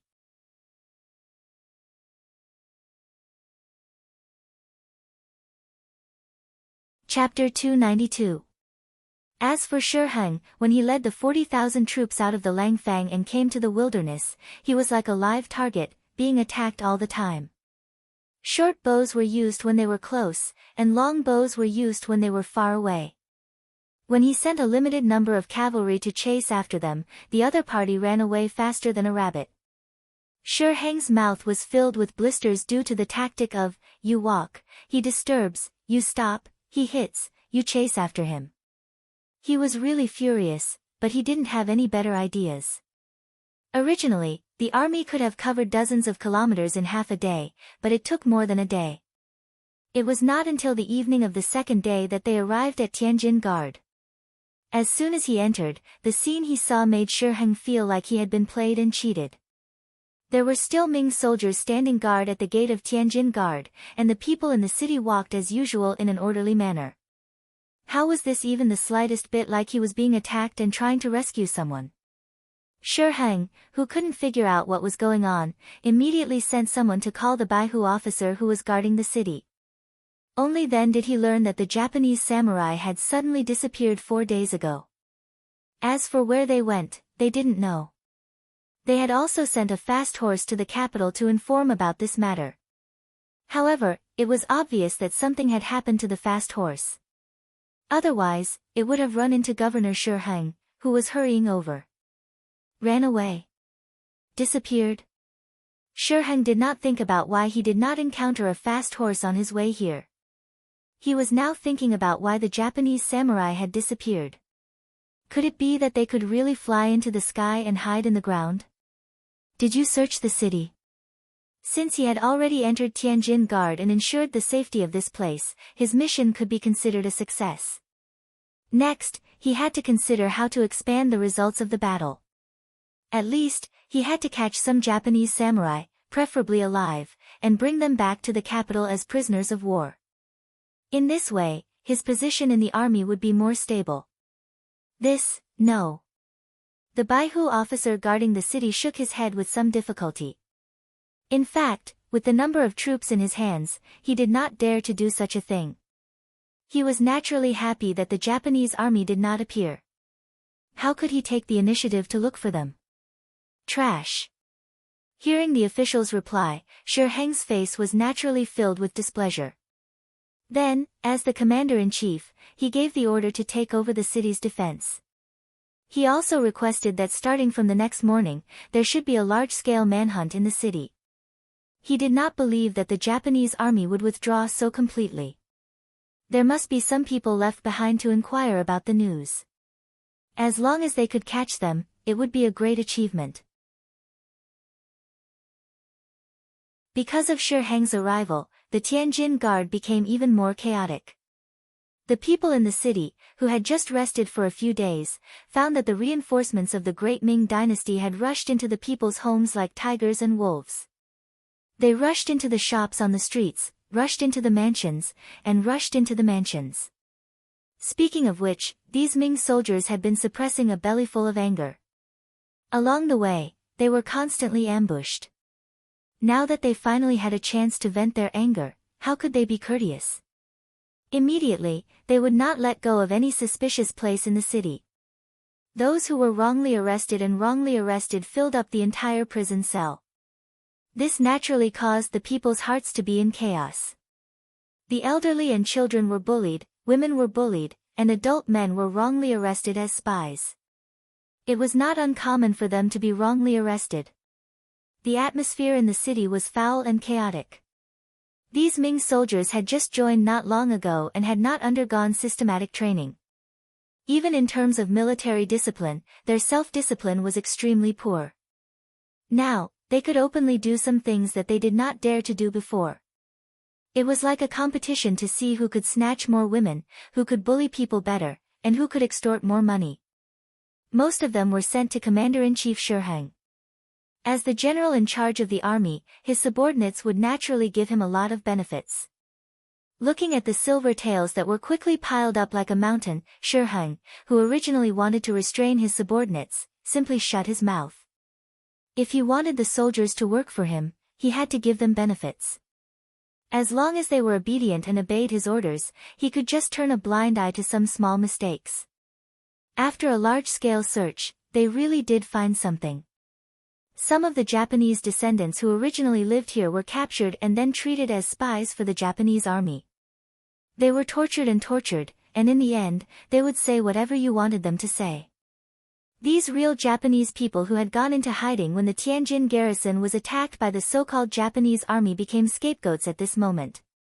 In the end, more than 300 people were captured, and their case files were pushed to Shi Heng. With this harvest, Shi Heng's expression finally improved. Thinking that the emperor was probably waiting for good news in the capital, he personally wrote a letter and wrote down his harvest. For example, on the way from the capital, he had fought dozens of battles with the Japanese army. In the end, he had successfully killed more than 10,000 people and captured more than 300, but his own army had also lost more than 10,000 people. The written battle report, which could also be said to be a request for merit, was quickly sent to the capital by horse. He continued to abuse his power in the Tianjin garrison, waiting for the emperor's reward. Then, he would find a suitable time to return to the capital as a meritorious official. Although the Japanese army had not been found, the silence of the past few days had given Shi Heng the idea that all the enemies had fled. Moreover, he was defending the city this time, so he was not afraid of a small group of enemy sneak attacks. Presumably, there was no chance. These Japanese soldiers, who had problems with food and shelter, should have retreated to the sea. After all, they had come from afar, and without sufficient supplies, they could not stay in a foreign country for too long. In order to allow the Japanese troops to retreat, Shi Heng even intentionally ignored the defensive line at the port outside the city. He only sent less than 100 Ming soldiers there and ordered that once the Japanese troops appeared, they were not to fight them head-on, but to retreat. They only needed to watch from afar and report back what happened. On the second night after Shi Heng entered the Tianjin garrison, the Japanese army really did appear.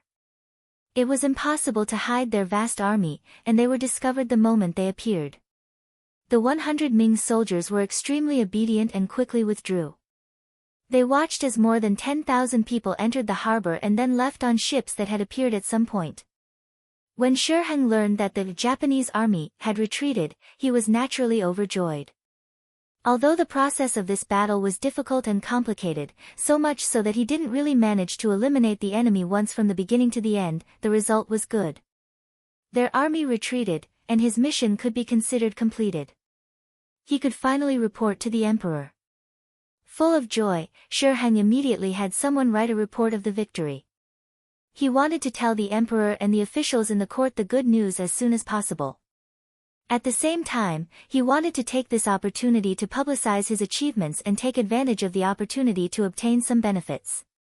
In the Great Ming, the Loyalty Guild was not the only one who fought.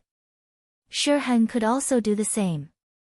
Then, he sent out soldiers to take the more than 300 real Japanese people who were stationed in the Great Ming dynasty in prison wagons, and then 1,000 soldiers marched back to the capital. According to Shi Heng's intention, everywhere he went, he had to announce it with great fanfare, as if he was afraid that others would not know what he had done. The report of the victory was sent in advance. Without Gao Xiong stopping it, the road was smooth. In just one night, the news reached the capital. When Zhu Qiyu, the emperor in the imperial palace, heard the news, he was naturally overjoyed and applauded. This time, Shi Heng had defeated the Japanese army. The significance of this was not as simple as winning a battle. More importantly, through this battle, as the emperor, he had also gained a reputation for being able to recognize people and use them well.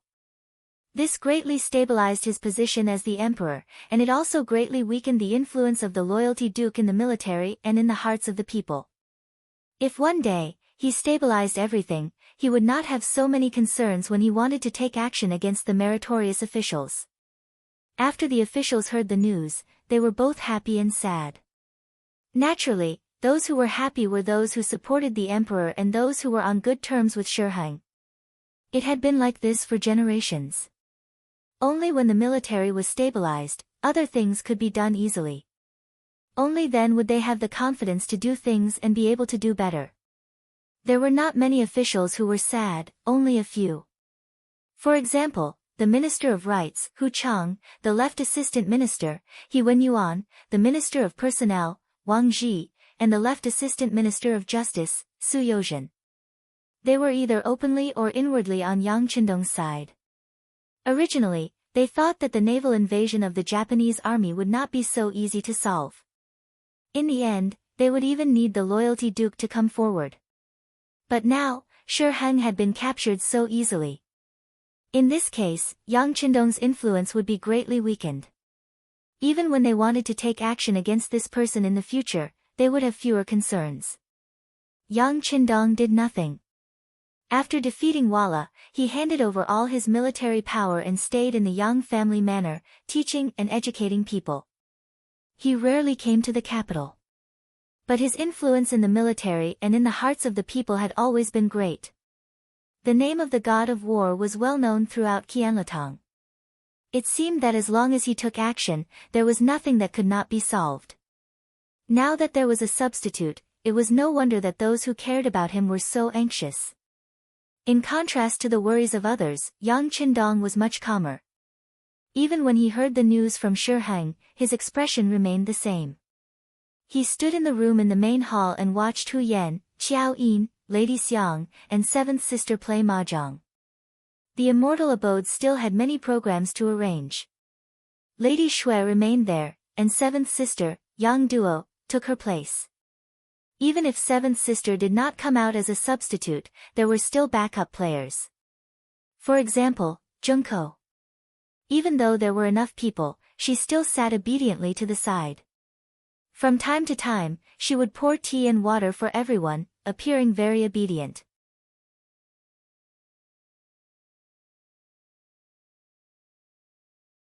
Chapter 293. Ever since Shiheng and the others came to the Yang village to ask for her and were rejected by Yang Qindong, Junko recognized one fact. In the following days, unless she could return to Japan safely, she must be protected by Yang Qindong. This fact immediately changed Junko's mentality. Her original idea of talking to him as an equal had long been thrown out of her mind. Now, she seemed to have become a sensible maid, giving people the feeling that she was very well behaved. Junko showed this obedient side of her very well. She often left her shadow in the places where Yang Qindong appeared most often. By doing so, not only could he please Yang Qindong, but he could also please the madams. During these days in the Yang village, Junko could see that there were not many people who could influence the East Marshal, but the wives seemed to be able to do it. Therefore, she completely put down her pride and tried her best to please him. Junko was young and very beautiful. Yang Qindong seemed to take good care of her in the past. On this point, the first wife, Hu Yan, and the second wife, Qiao Yin, had already communicated with each other.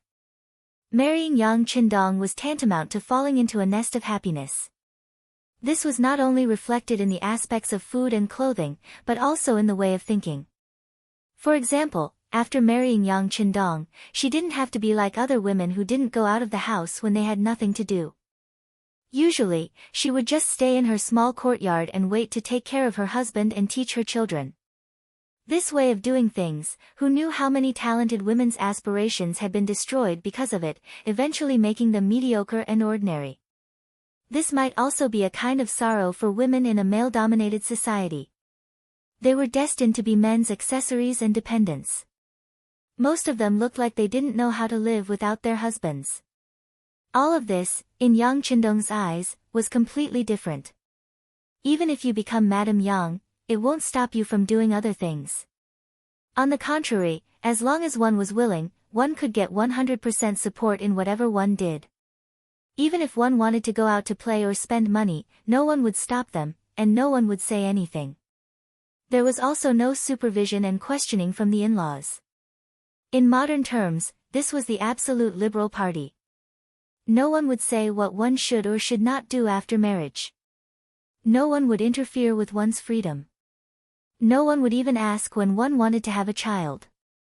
Even now, this was what many women hoped for in their hearts. After all, people liked freedom. Wouldn't it be better to play and see more while one was still young?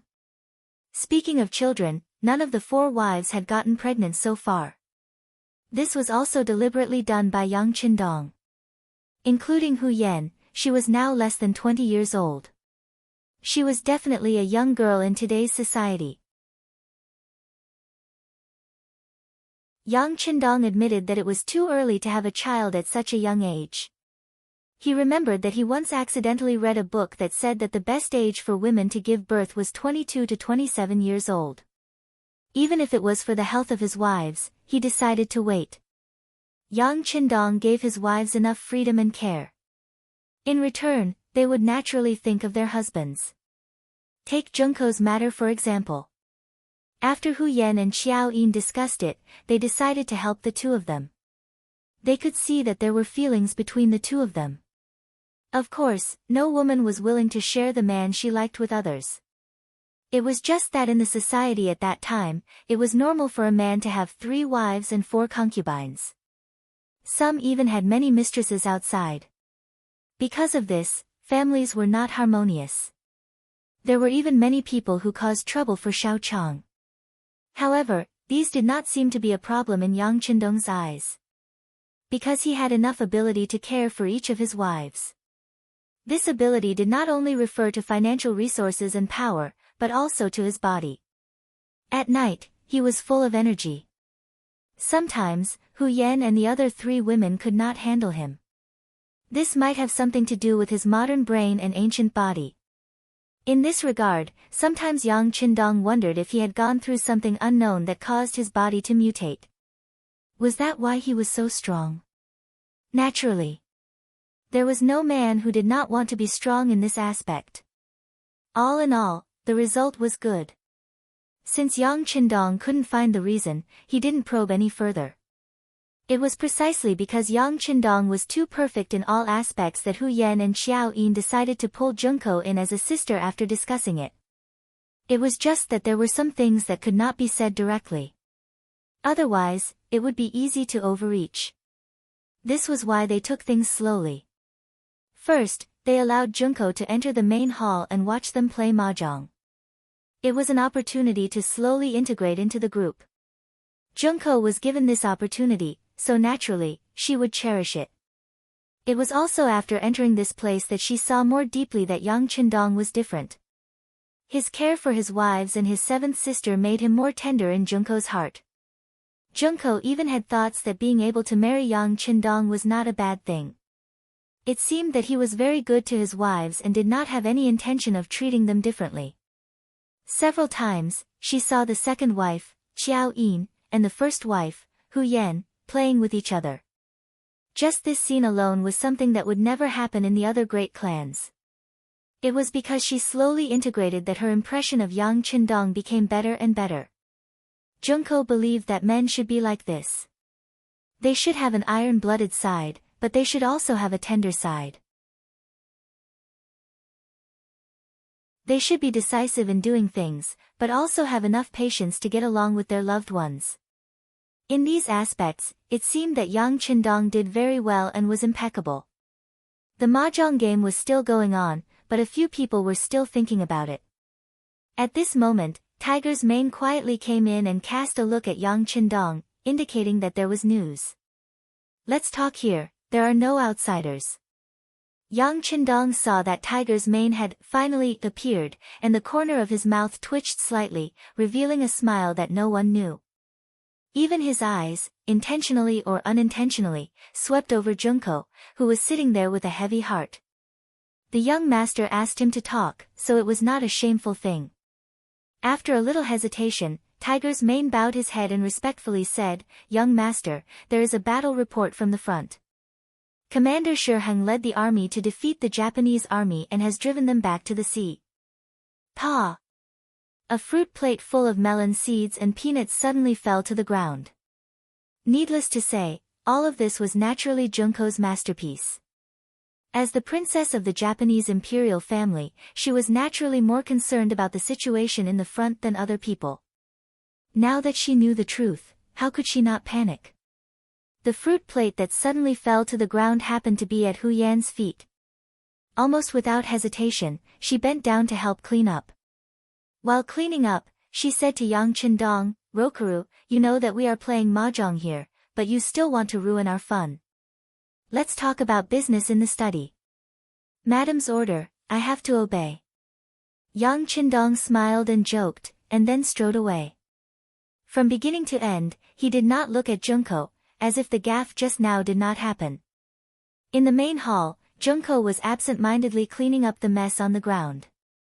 The comforting voices of Hu Yan and the other women sounded, and even the seventh sister, Yang Duo, said that the war was originally a man's business, and they did not need to worry so much. The women did not know Junko's identity, so it was not wrong to say so. For this reason, Junko kept thanking them, but in her heart, she wondered if the defeat of the Japanese army had any impact on her father. What could she do?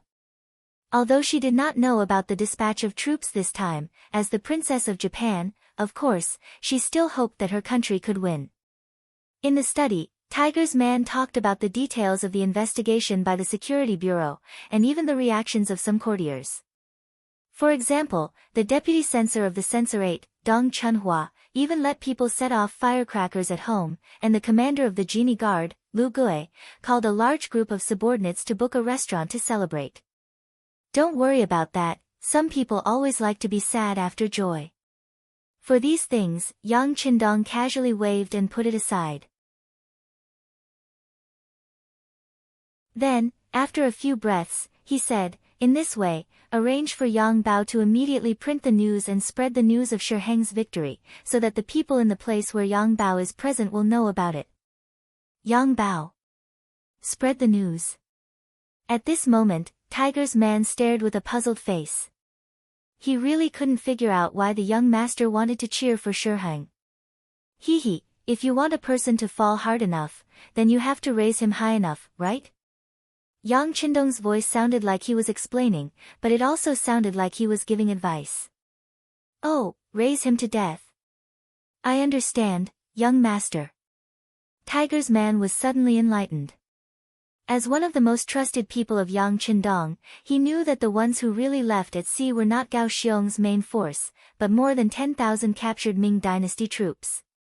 In other words, Gao Xiong and the others hadn't left. They had just created an illusion. However, in the joy of victory, or perhaps it could be said that Shi Heng, who urgently needed a victory, and even Dai Zong and Zhu Qiyu, who also needed a victory, seemed to have overlooked those wounded soldiers.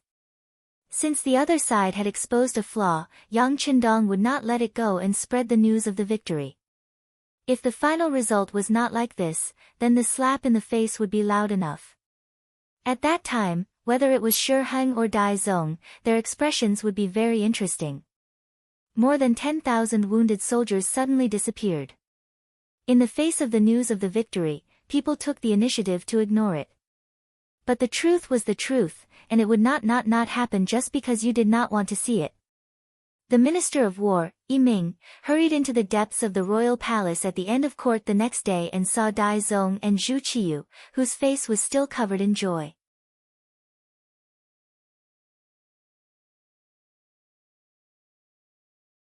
Chapter 294.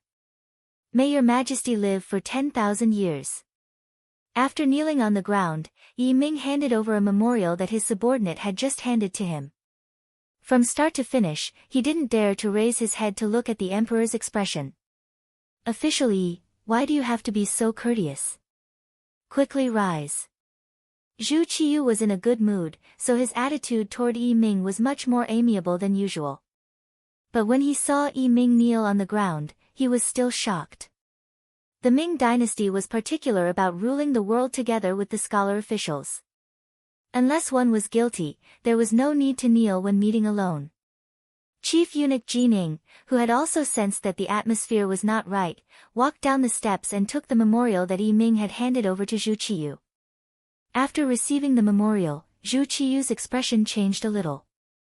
I wonder what memorial this is to make official Yi so anxious. As if to encourage himself, the memorial was opened. Then, he saw the young emperor's expression change greatly. The memorial wrote that the 10,000 wounded soldiers of the Ming dynasty who should have returned to the capital the day before yesterday had suddenly disappeared. They had all been injured on their way from the capital to the Tianjin Guard. Originally, they had been ordered by Commander-in-Chief Shi Heng to return to the capital from outside Langfang City. But there had been no news of them even now. In order to confirm this news, the Ministry of War had already sent out 5 groups of scouts on fast horses to search, but there was still no news. They wrote a memorial and sent it to Yi Ming. After Yi Ming received this conclusion, he didn't dare to be negligent. He hurriedly entered the palace to see the emperor. At this time, his head was very low. He knew very well what this meant, how terrible the situation was, and how serious his dereliction of duty was. How could he dare to raise his head to look into Zhu Qiyu's eyes? Clap! The memorial flew down from the throne room and hit Yi Ming's head. Then, Zhu Qiyu's roar rang out, "What the hell is going on here? 10,000 wounded soldiers, even 10,000 pigs can't have no news, right? Give us an explanation."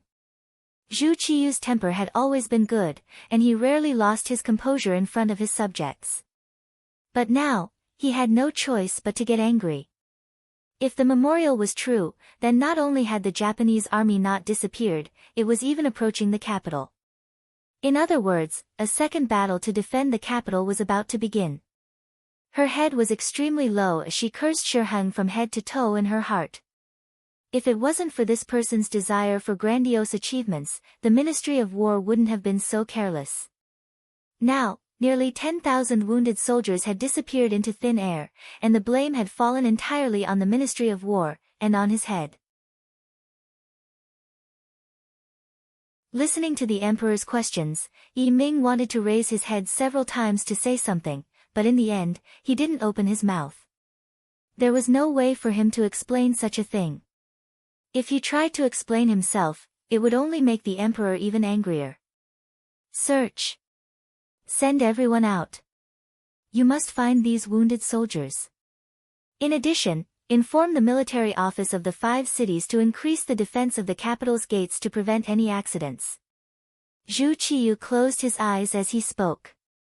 He had a bad feeling. The so-called victory of Shi Heng might not be so real, and he might have been fooled. As if he had been pardoned, Yi Ming repeatedly agreed and then crawled out of the hall. After he left the palace, the entire scout camp of the Ministry of War became busy. All the scouts who were still at home, and those who could still move, were sent out without exception. Not only the Ministry of War, but Yi Ming also ordered Jining to ask the embroidered uniform guards and the Eastern faction guards to go out and search. These people were the best at finding clues from the smallest of clues. Immediately, the Ministry of War, the Eastern faction guards, and the embroidered uniform guards all began to work. With the cooperation of the 3 parties, they soon made a new discovery in the afternoon. In a low-lying area beside the official road from the capital to Langfang, hundreds of burned corpses of Ming soldiers were found. After confirming that they were Shi Heng's subordinates, they had escorted more than 300 Japanese prisoners of war back to the capital to be presented. Unexpectedly, a portion of them had died here. Needless to say, this was done by Yang Qindong's men. His goal this time was not only to create a tense atmosphere before the war, but also to stabilize his position and influence. At the same time, he wanted to use this opportunity to provoke a war between the Great Ming and Japan.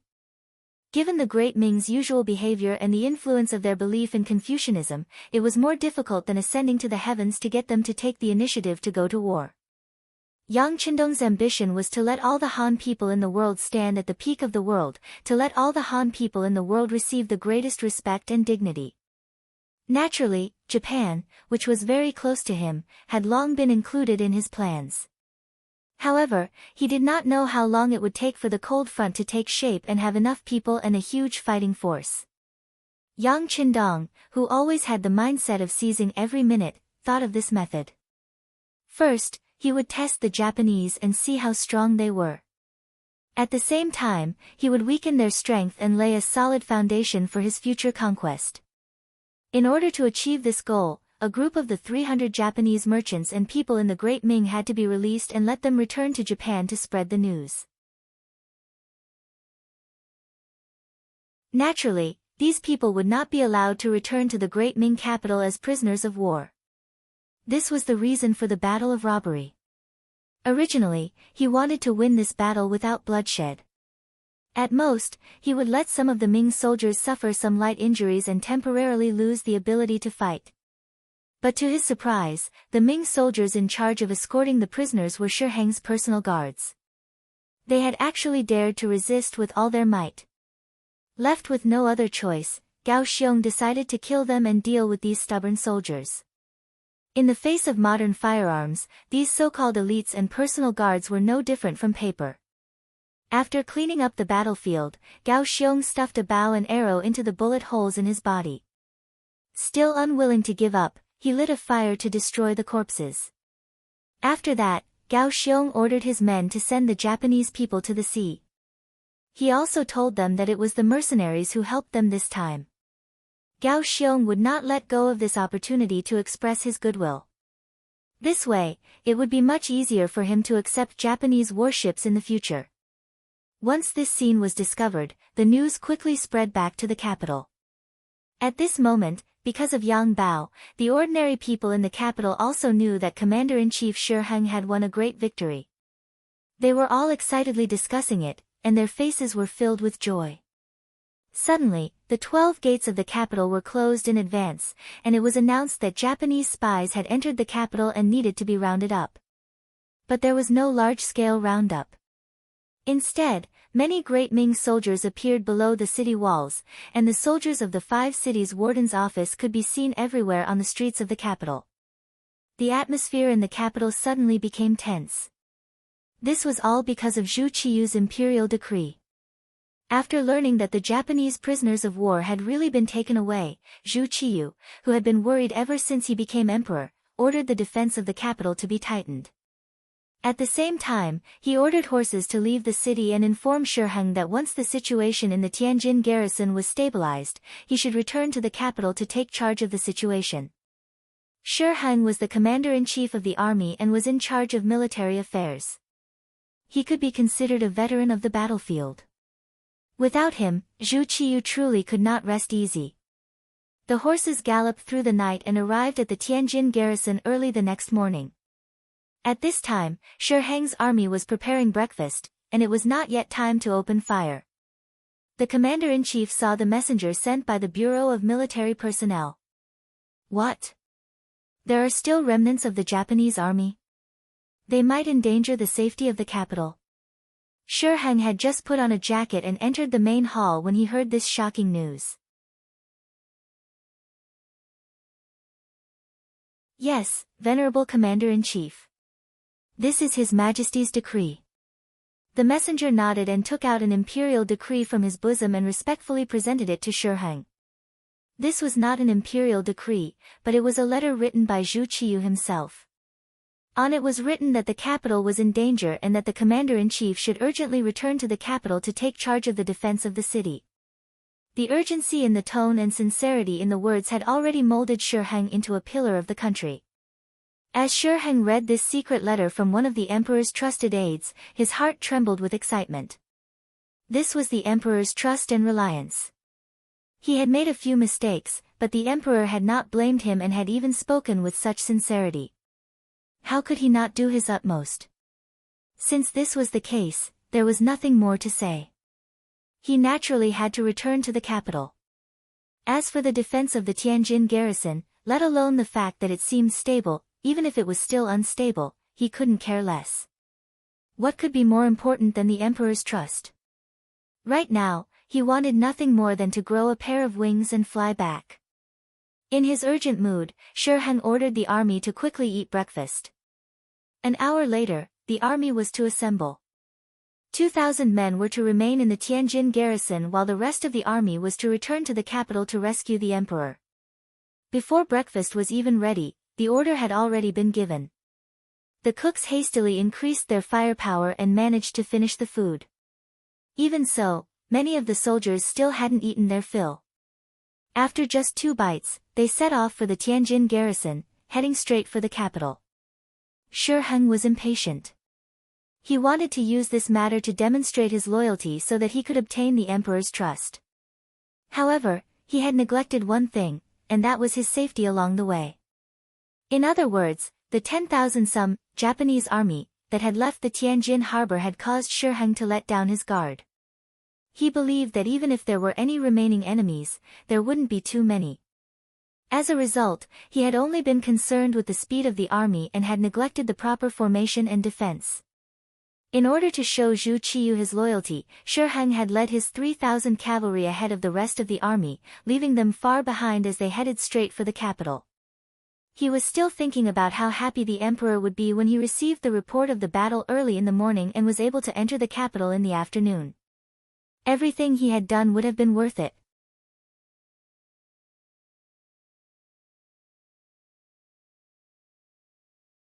Chapter 295. Shi Heng, who was supposed to be in the center of the army, had become the general of the vanguard. He had repeatedly ordered the infantry to keep up with him, making it difficult for the 30,000 ordinary soldiers. Without horses to ride, how could 2 legs be a match for 4 legs? As a result, the distance between the 2 sides grew larger and larger. Not only that, but the infantry had also grown longer and longer. Some soldiers had almost reached the corridor while others had just walked out of the Tianjin Guard. This long line of soldiers had far too many weaknesses, so many that Gao Xiong was able to quickly find several massive openings. Now that there was a loophole, it was equivalent to giving the enemy an opportunity. Gao Xiong didn't hold back anymore. Commander Gao, who had already reorganized the army, led the cold front and the auxiliary troops down from the sky. It was as if he had smacked the Ming army's head with a club. At the gates of the capital, the tense-faced Minister of War Yi Ming, head eunuch Chen Guan of the Imperial Horse Directorate, and supervising eunuch Ru Zhu were standing on the city gates, their eyes anxiously looking into the distance. Finally, the dust began to rise, and the distant cavalry could be vaguely seen. "They're here, they're here." When Yi Ming saw the cavalry bearing the banner of the Great Ming Dynasty appear, his expression relaxed, and his entire body went limp. After an anxious night of waiting, Shi Heng's return finally came. Now, he could finally let go of the burden in his heart. Even if there were any more dangerous situations, there would be someone powerful to take care of it. The 3,000 cavalry led by Shi Heng had truly arrived. Because they had charged at the very front, they had not been harassed, allowing them to safely arrive at the gates of the capital. His arrival was warmly received by the group led by Yi Ming. "Where is His Majesty? What's the situation in the capital?" Shi Heng anxiously asked Yi Ming and the others after dismounting from his horse. Yi Ming could naturally understand Shi Heng's impatience, so he put on an understanding expression and said, "Governor Shi, His Majesty is waiting for you in the palace. Come with me as quickly as possible." The Zhanghe Hall of the Imperial Palace.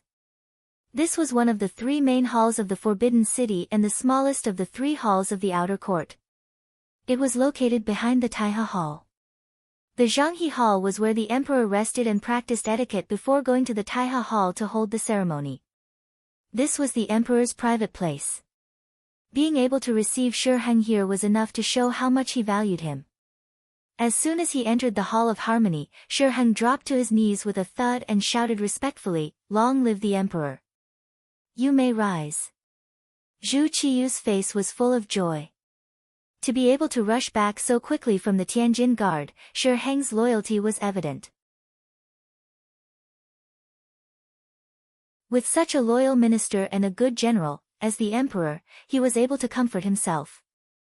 "Thank you, Your Majesty." Shi Heng stood up. When he raised his head to look at Zhu Qiyu, his eyes were full of concern and self-blame. As if seeing the meaning in Shi Heng's eyes, Zhu Qiyu waved his hand and said, "It's fine. We are fine, the capital is fine, and the officials are fine. Now that you're back, everything is even better." Ha ha ha. A hearty and self-satisfied laughter resounded throughout the entire Hall of Harmony. Following this laughter, a series of hurried footsteps could be heard. Looking toward the sound, it was the head eunuch of the Imperial Horse Directorate, Qin Guan. As one of the heads of the eunuchs in charge of military affairs, there was rarely good news wherever Qin Guan appeared. With Qin Guan's appearance, the smile on Zhu Qiyu's face gradually disappeared. The bad feeling in his heart grew stronger. Your Majesty, there's an urgent report from the front line. Yang Village. In the study of the inner village, Tiger's Mane delivered a report he had just received to Yang Qindong. After opening it, Dong Shuai's laughter rang out. Not bad, not bad. In this battle, Gao Xiong captured more than 15,000 Ming soldiers. In total, this Shi Heng has already given us half of the captives. He really is the commander-in-chief of transportation. Tiger's Mane didn't understand what a commander-in-chief of transportation was, but he was clear on one thing. That was, the front line had won another battle. Immediately, he said happily, that's right. This time, we've captured so many young soldiers. I'm sure the Cold Front's team will be expanded. Expansion is good. But we must pay attention to the quality of the soldiers. How about this, send an order to Qiqian City and let the instructors there pay attention to increasing the loyalty of the soldiers. Also, the Cold Front's assessment cannot be the slightest bit careless. It's better to have nothing than to have something substandard. The use of the phrase, it's better to have nothing than to have something substandard, was enough to show the high standards and strict requirements that Yang Qindong had for the Cold Front. In Yang Qindong's heart, the Cold Front had always been the most elite. He wanted to use this army to conquer the world. Since this was the case, they couldn't have too many soldiers. Otherwise, it would be difficult to provide for them even if they had great financial resources. This required them to be few but good. This way, they could use the least amount of effort to leverage the greatest benefits. In reality, ever since the Cold Front had been established, it had never disappointed Yang Qindong. Just like this time, when they disguised themselves as Japanese soldiers, Gao Xiong had clearly written in the report that the Cold Front had no casualties. Only 20 or so auxiliary soldiers had died and 300 or so were injured. With less than 400 casualties, they were able to capture more than 25,000 Ming soldiers and take away more than 20,000 civilians near the Tiananwei port. Naturally, part of this was due to Shi Heng taking credit for himself and Zhu Qiyu's careless command. However, Ling Feng's own strength also played an important role. It was because they were the leaders and the core that they were able to achieve victory. This was the meaning of being an elite. On the other hand, if the Cold Front was mixed with sand and couldn't become the elite of the elite, how could they achieve great things? Therefore, the phrase, it's better to have nothing than to have something substandard, was extremely appropriate. Tiger's Mane, who had always regarded the sixth young master's words as the truth, immediately agreed and went out to spread the news. After Yang Qindong was left alone in the study, he slowly sat down on a chair. Then, his gaze fell on the map on the wall. It was the location of Japan. Through his gaze, he seemed to have slowly penetrated the map. Not long after, he could see the inspiring scene of a bright five-starred red flag being placed there. In the palace, Qin Guan knelt on the ground and reported that the army was attacked when they returned to the capital and suffered heavy losses. Shi Heng, who was originally excited and waiting to hear the emperor's praise, knelt on the ground with a thud. Then, with a trembling voice, he said, "This subject is guilty, this subject is guilty." He led 30,000 soldiers and lost half of them on the way back. This was indeed a serious crime. If it was any other emperor, he would have been sent to prison. Naturally, Zhu Qiyu was also very angry. However, he knew that Shi Heng couldn't be moved at the moment. Without a general at his disposal, if this person committed a crime, he would face a situation where there would be no general at his disposal in the event of a crisis. Forget it. Governor Shi was just anxious to save the emperor. Zhu Qiyu was very dissatisfied and then spat out these words. He didn't mention his beloved subject, but directly said that Governor Shi had seen Zhu Qiyu's dissatisfaction. How could Shi Heng not hear it clearly? He knew that he had committed a grave mistake. At once, he kowtowed to the ground again and said, "Your Majesty, this subject requests to atone for his crime by performing meritorious deeds. This subject will definitely find the main force of the Japanese army and fight them to the death. We will rescue the prisoners and show the great Ming dynasty's courage." "Good, since that is the case, I will allow you to atone for your crime and perform meritorious deeds. I hope that this time, you can bring me good news. Go." Zhu Qiyu, who was somewhat disheartened and disappointed, forced himself to be spirited and said. However, he was actually very depressed. Why was it that after he became the emperor, things kept happening one after another? Moreover, there was nothing that went his way. This time, the new army had suffered such heavy losses. He was afraid that it would take some time for them to recover, right? What if he hadn't chosen Shi Heng to be the general and had instead chosen Yang Qindong to be the commander-in-chief? Would there have been a different ending? However, just as he thought of this, Zhu Qiyu shook his head and rejected the idea. Yang Qindong's thoughts were difficult to deal with. No matter what, he couldn't give too much power to a subject that he couldn't completely trust. Otherwise, he would be unable to eat or sleep in peace. If that really happened, he would be reaping what he had sown. Shi Heng left the palace and searched for the whereabouts of the main force of the Japanese army with Minister of War Yi Ming and Imperial Horse Directorate head eunuch Chen Guan. However, before they could investigate anything, news came from the Tianjin Ministry of Defense. It said that a large number of Japanese troops had suddenly entered the Tianjin port and left by boat. A rough estimate put the number of troops at around 30 to 40,000. Where did so many Japanese troops come from? After hearing the news, Minister Yi Ming's face was filled with shock. He didn't think that those people were actually his own soldiers who had been captured. However, the shock only flashed across Shi Heng's face for a moment. Then, he said excitedly, "Good, so many enemies have left. This time, there shouldn't be many Japanese troops left in our great Ming dynasty. I suggest that we immediately send people to secretly investigate their whereabouts. Once they are found, the army will surround and suppress them. No matter what, they can't be allowed to cause any more trouble." Agreed. Minister of War Yi Ming and Imperial Horse Directorate head eunuch Chen Guan both nodded in agreement. After the three of them reached a consensus, the secret agents in the army, the spies from the Ministry of War, and the experts from the Eastern Faction Guards and the embroidered uniform guards all quietly left the city and began to search for traces of the Japanese army. However, at this moment, Gao Xiong had already left with the main force and the captives through the Tianjin port.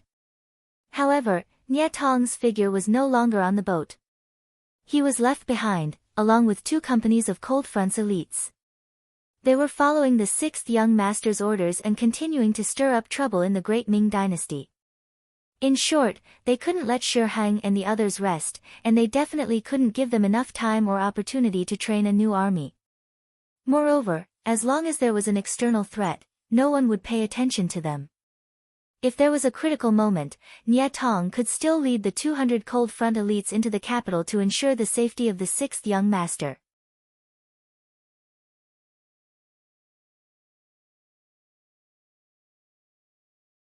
Chapter 296. It was precisely because Nie Tong had left the Cold Front with only 200 elites in the area between Tientsin and the capital that they were so capable and vigilant that it was very difficult for anyone to discover their whereabouts. Even if a few lucky spies ran into them, they would be immediately detained and would have no chance to send out any information. In order to achieve the goal of harming the capital, Nie Tong would occasionally bring people out to flaunt their might. For example, they would rob a passing official's caravan or rob a few officials returning to the capital. This caused the entire region to be jittery and the officials and nobles to complain. Batch after batch of spies and even cavalry were sent out, greatly affecting Shi Heng's energy and making it impossible for him to fully devote himself to the matter of forming and training a new army. As a result, before Yang Qindong ordered Nie Tong to stop, the great Ming military had a lot of energy tied up in this area. The matter of the Japanese army entering the capital caused a lot of discussion among the common people. First, there was Yang Bao's unbridled report. The news of the Great Ming Army's great victory was first spread out, but then there was the news of the Great Ming Army losing soldiers and generals. This clear contrast between before and after, the result of giving hope and then disappointing, caused the common people to curse. If there wasn't any good news from the start, the common people wouldn't have such a big opinion. After all, if there was no hope, there would naturally be no disappointment. But now, the incompetence of the army was vividly displayed, so it was no wonder that the common people would have opinions. And the direct result of this opinion was that there were fewer and fewer able-bodied men volunteering to join the army. As a result, there was a serious shortage of soldiers in the later period. The Ministry of War had no choice but to issue official documents and begin to actively recruit soldiers. Anyone who had a strong laborer in their family would be conscripted. This kind of forceful recruitment of able-bodied men naturally caused a lot of chaos. On the streets, one could see able-bodied men being forcibly taken away. For a moment, the entire capital was shrouded in dark clouds. Because of this matter, countless imperial censors wrote to impeach the Ministry of War, believing that their actions had affected the development and stability of society. The memorial was sent to Emperor Zhu Qiyu's desk, leaving the young emperor somewhat helpless. Since he came to power, the Great Ming dynasty was no longer as strong as it used to be. After successive defeats, the hereditary military families were unable to provide fresh blood in a short period of time. It was inevitable that ordinary people would be recruited into the army. Fortunately, with Yang Qindong's reputation as the god of war, many people signed up to join the army. Many of the ambitious scholars also threw away their brushes and joined the army. The situation seemed to be good, but after Shi Heng's defeat this time, only half of the 50,000 men he had brought out of the city returned. For this reason, many clans had been shattered, and many families had to send off their black hair. In the capital, 1 or 2 of the 100 households had white cloth hanging from their robes. Such a tragic scene naturally caused the enthusiasm of the soldiers to decrease greatly. In order to ensure the stability of the soldiers, and to ensure the safety of the capital and the imperial power, the people below could not recruit by force. Zhu Qiyu was very clear about this matter. Shi Heng had even specially reported this matter to the Minister of War, Yi Ming, and mentioned some of the subsequent plans, some of which were to his liking. As a result, Zhu Qiyu naturally ignored the memorials from the imperial censors and threw them all to the side. The incident of the Japanese army had caused the situation in the capital to become turbulent, and the people were divided. Yang Qindong had played this move brilliantly. While the people in the capital were talking about it and mourning, the Duke of Loyalty had set his eyes on the southern part of the Great Ming dynasty, Guangdong. Based on the knowledge obtained from the history books, the chaos in Guangdong was brewing. The Security Bureau had already sent people there, and the news they sent back was that the king of Shunping was preparing for an uprising. This was one of Yang Qindong's advantages. He was able to know what historical event was going to happen in advance. Fortunately, the heavens were not unkind to him, and many things did not change. Since he knew about this news in advance, he should have made preparations. This was an opportunity for him. The streets of the capital had been in chaos recently. For the sake of the soldiers, the Ministry of War and the military office of the 5 cities did not have any leaders. All the young men of the right age and without any family resources were targeted. They were often taken away on the street and sent to the barracks.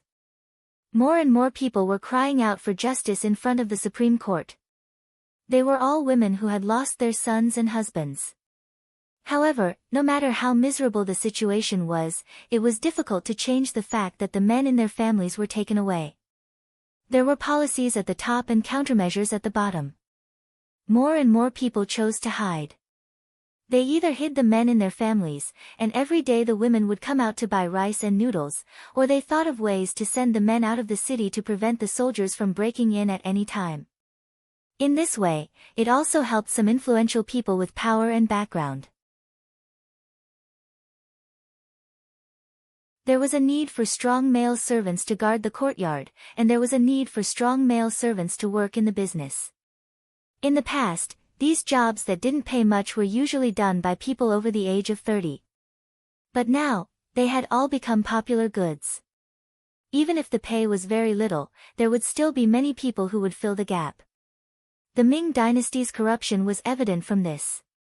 In the Great Ming Dynasty, there were always some people who had special privileges. For example, there were noble young masters who came from good families, or there were merchants who relied on powerful families and had good family resources, or there were scholars who passed the county-level examinations. Often, these people were either rich or famous, and the soldiers were not willing to offend them. It was precisely because of their status that they naturally became a privileged class. This conscription event had also allowed them to obtain countless benefits. Soon, there was even a special business, which was to escort those strong men out of the capital. As a reward, each person received a huge sum of money. It was not that some ordinary families with no money or power did not give them a chance. They would send the men out and sell the women. After signing a contract of 5 or 10 years, they would be able to ensure that the men in the family could safely leave the city. In this background where men were superior to women, men were like the heavens. It seemed that as long as they existed, the family would still exist, and it would be filled with hope. As a result, more and more women sold themselves. There were even some who directly sold their daughters, regardless of how naive they were. They should have been at a carefree age. This chaotic scene made the lives of the people of the capital extremely cheap for a time. Even ordinary households who couldn't afford to buy a servant girl could buy one or two at a low price, so that they could enjoy being the master of the household and take on the airs of a master. Outside the Yang family manor, a carriage drove back, followed by a squad of mercenaries wearing camouflage uniforms. But compared to before, there were a few girls who were only 12 or 13 years old or younger in the group. They all had tears in their eyes, and their faces were full of grievances and reluctance, as if they had just experienced some hardships. Even their eyes were less lively and more lethargic. "Hello, Madame Shui." Leng Feng, who was guarding the outer courtyard of the Yang family manor, saw that the third madam had returned and hurriedly saluted. Then he looked curiously at the 6 or 7 little girls in the group, puzzled and puzzled. Soon, the carriage arrived at the inner courtyard. As soon as the carriage stopped, Xiao Yuxue, who was dressed in snow white, hurried out of the carriage and asked Ling Feng, who was guarding here, "Where are the first madam and the second madam?" "Third madam, they are watching fish in the backyard," Ling Feng replied in a respectful tone. As soon as he finished speaking, Madame Shui floated past him like a gust of wind. It seemed that she knew some kind of lightness skill that allowed her to fly on water. In the pond in the backyard, bright red koi fish were swimming at the bottom of the pond. Their every move could be seen through the clear water of the pond. When 2 koi fish met, they would make a small splash, which made Hu Yan and Xiao Yin, who were watching from the side, exclaim in joy. Spring was about to pass, and summer was coming. The weather was gradually getting hotter. Yang Qindong ordered some people to catch some koi fish in the pond for the madams to enjoy. Unlike Madame Shui and Madame Xiang, Hu Yan and Xiao Yin had not found what they wanted to do until now. Usually, they took turns to take care of the household. Occasionally, Hu Yan would give lessons to the servants in the manor, teaching them how to read and write. After all, she was Hu Zhao's granddaughter, so she was quite knowledgeable. However, the manor was not very big, and there were not many people. Even if she taught them something, it would not take too long. As for taking care of people, there were rules, and everyone was very self-disciplined, so there was really nothing to teach them. As for career, it was not as if the 2 women had not discussed this issue. Second Madame Qiao Yin had also thought about it. Since childhood, she was used to following the 6th young master. As long as she could stay by his side, she did not have any other skills. Taking care of the young master's basic necessities of life was enough. Originally, Hu Yan also wanted to talk about the matter of taking care of the household. However, after a long time of contact, her relationship with Qiao Yin was very good. In addition, this woman never fought for anything, so as the first madam, she naturally could not talk about the matter of taking care of the household. Later, she thought about how she had read some sage's books, so she thought that if possible, she could go to the academy to help. It could be seen that although the young family's academy was not large, sixth young master was still very attentive. He even took the initiative to take on the responsibility of being the head of the mountain. Logically speaking, with Yang Qindong's current status, he could have invited a great scholar to take on this position, and it would have been better for the outside world. However, he did not do that, but took on the heavy responsibility, which showed how much importance he attached to it. For this matter, Hu Yan had also mentioned it to Yang Qindong. In this regard, the sixth young master naturally did not care about it. With his wealth, it was naturally not a problem to support the madams, but if they wanted to do something, he would certainly support them. People always had to have something to do. This was not to make a living, but to pass the time.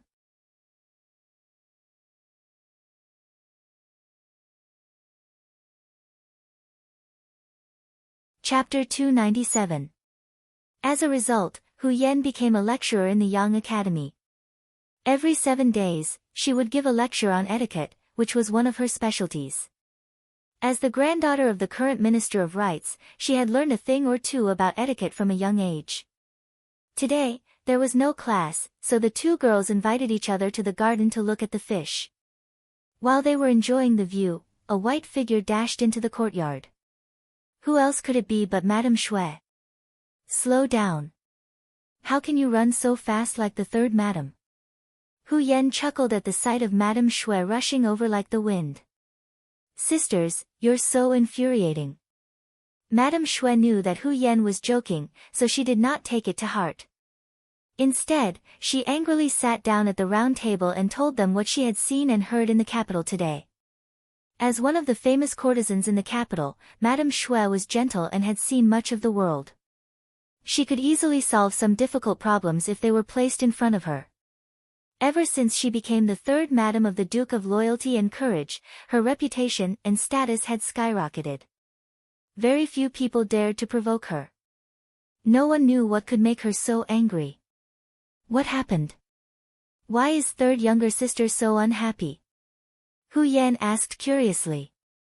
Although Qiao Yin did not say anything, her eyes said the same thing. It's like this. Madame Shui told them roughly what had happened in the capital in a sullen voice. According to her, the streets and alleys of the capital were filled with women being sold, and there were even some old women who were nearly 50 years old selling themselves on the streets. They had hired scholars from some place to write down their specialties, such as how good they were at cooking, how skilled they were at needlework, or how nimble they were at cleaning the house. They did this so that they could sell themselves better. Along the way, the status of women was so miserable.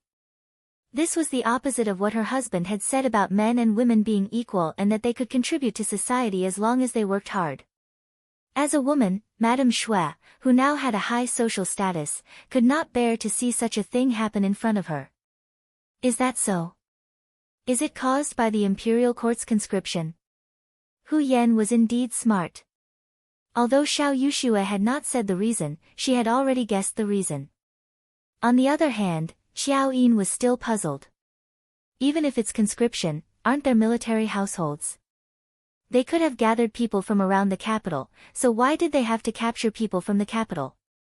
This was the capital of the great Ming dynasty, under the feet of the Son of Heaven. With such a mess, aren't you afraid that the imperial censors will impeach you?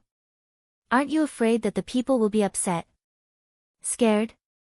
Of course I'm scared. Hu Yan's eyes seemed to spew flames of fury as she said, "It's precisely because we're afraid that we're capturing people from the capital.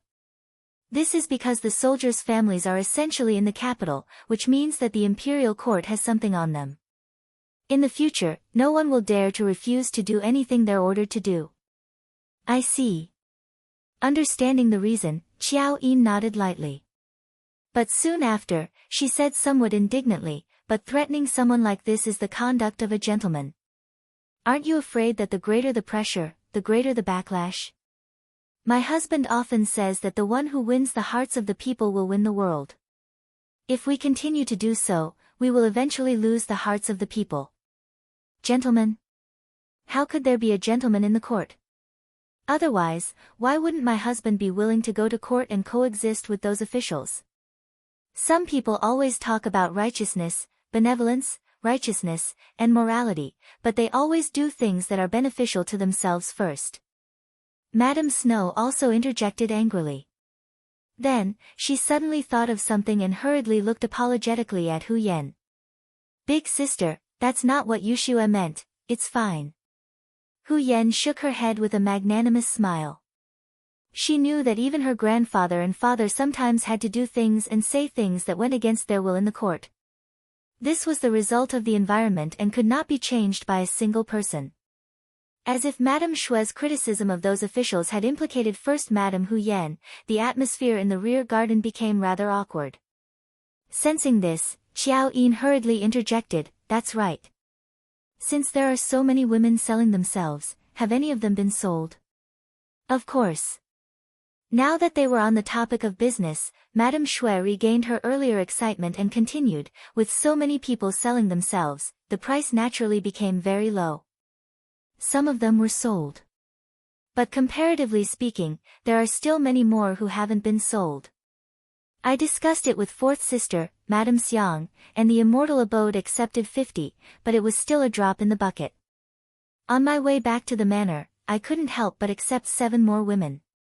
I've already brought them to the manor. Please punish me for making such a decision without permission." Madame Shui sincerely expressed her apologies. This wasn't because of his status that she was afraid of. In fact, it was out of respect.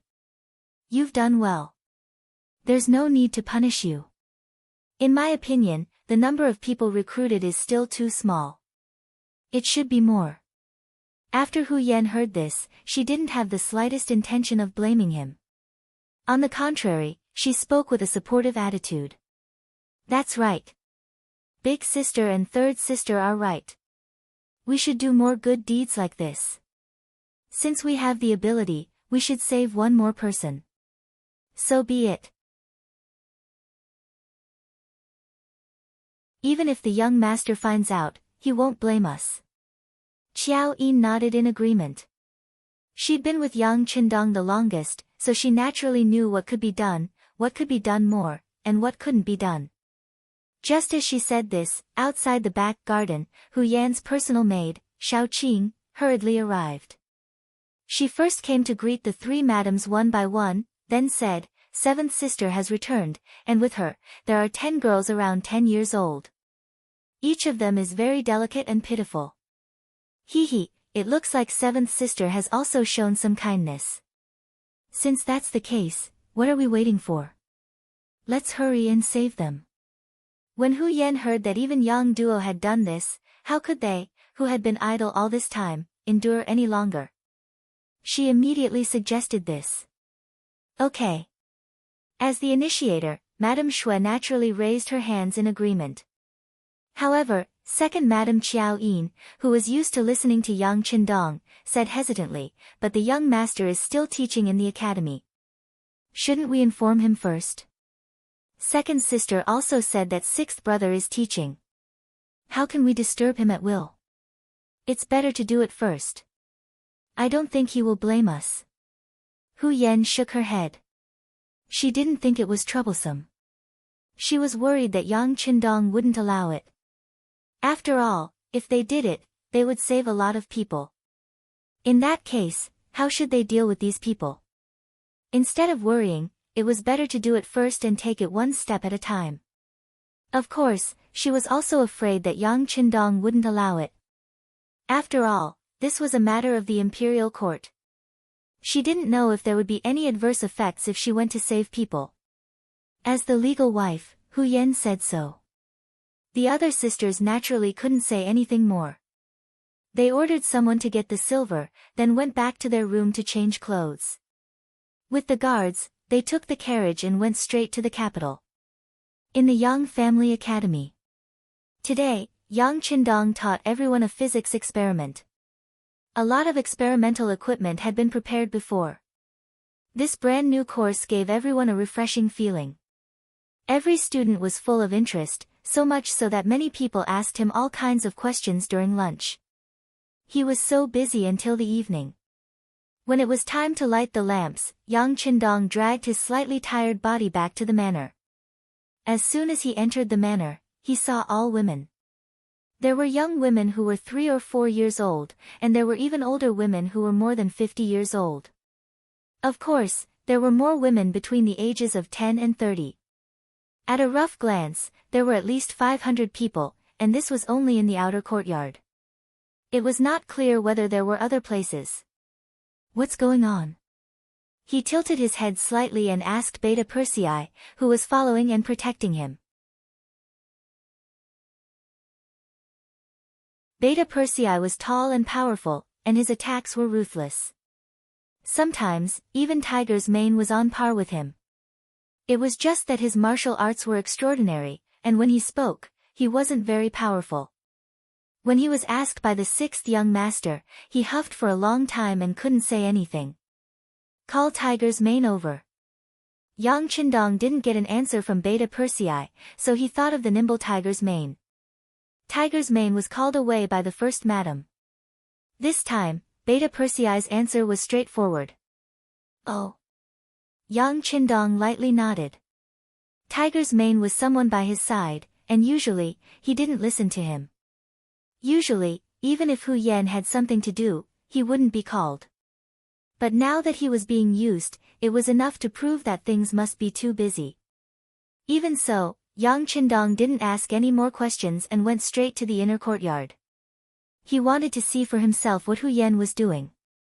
Also, where did these women come from? What were they going to do? In the inner courtyard of the Yang family manor, Hu Yan took a sip of tea and after slightly quenching her thirst, she continued to speak to Tiger's mane. I'll leave the arrangements for these people to you. When my husband asks, I'll tell him. What are you talking about? Yang Qindong just walked in at this time and immediately asked in a loud voice. Young master. Hearing Yang Qindong's voice from behind, Tiger's mane quickly turned around and bowed respectfully. In response, Yang Qindong waved his sleeves and said, What's the hurry? This. Tiger's mane didn't know how to answer in front of Hu Yan, so he hesitated. However, the first Madam Hu Yan, second Madam Qiao Yin, third Madam Shua, and seventh Madam Yang Duo all stood up at the same time. Hu Yan took the lead to answer, 6th young master, I'm instructing Tiger's mane to settle the women I bought. Women you bought? Yang Qindong repeated with some confusion. Yes, the situation is like this. In the following time, Hu Yan roughly explained the situation in the capital. In the end, she mentioned that she, several sisters, and 7th Madam Yang Duo couldn't bear it and bought 800 women.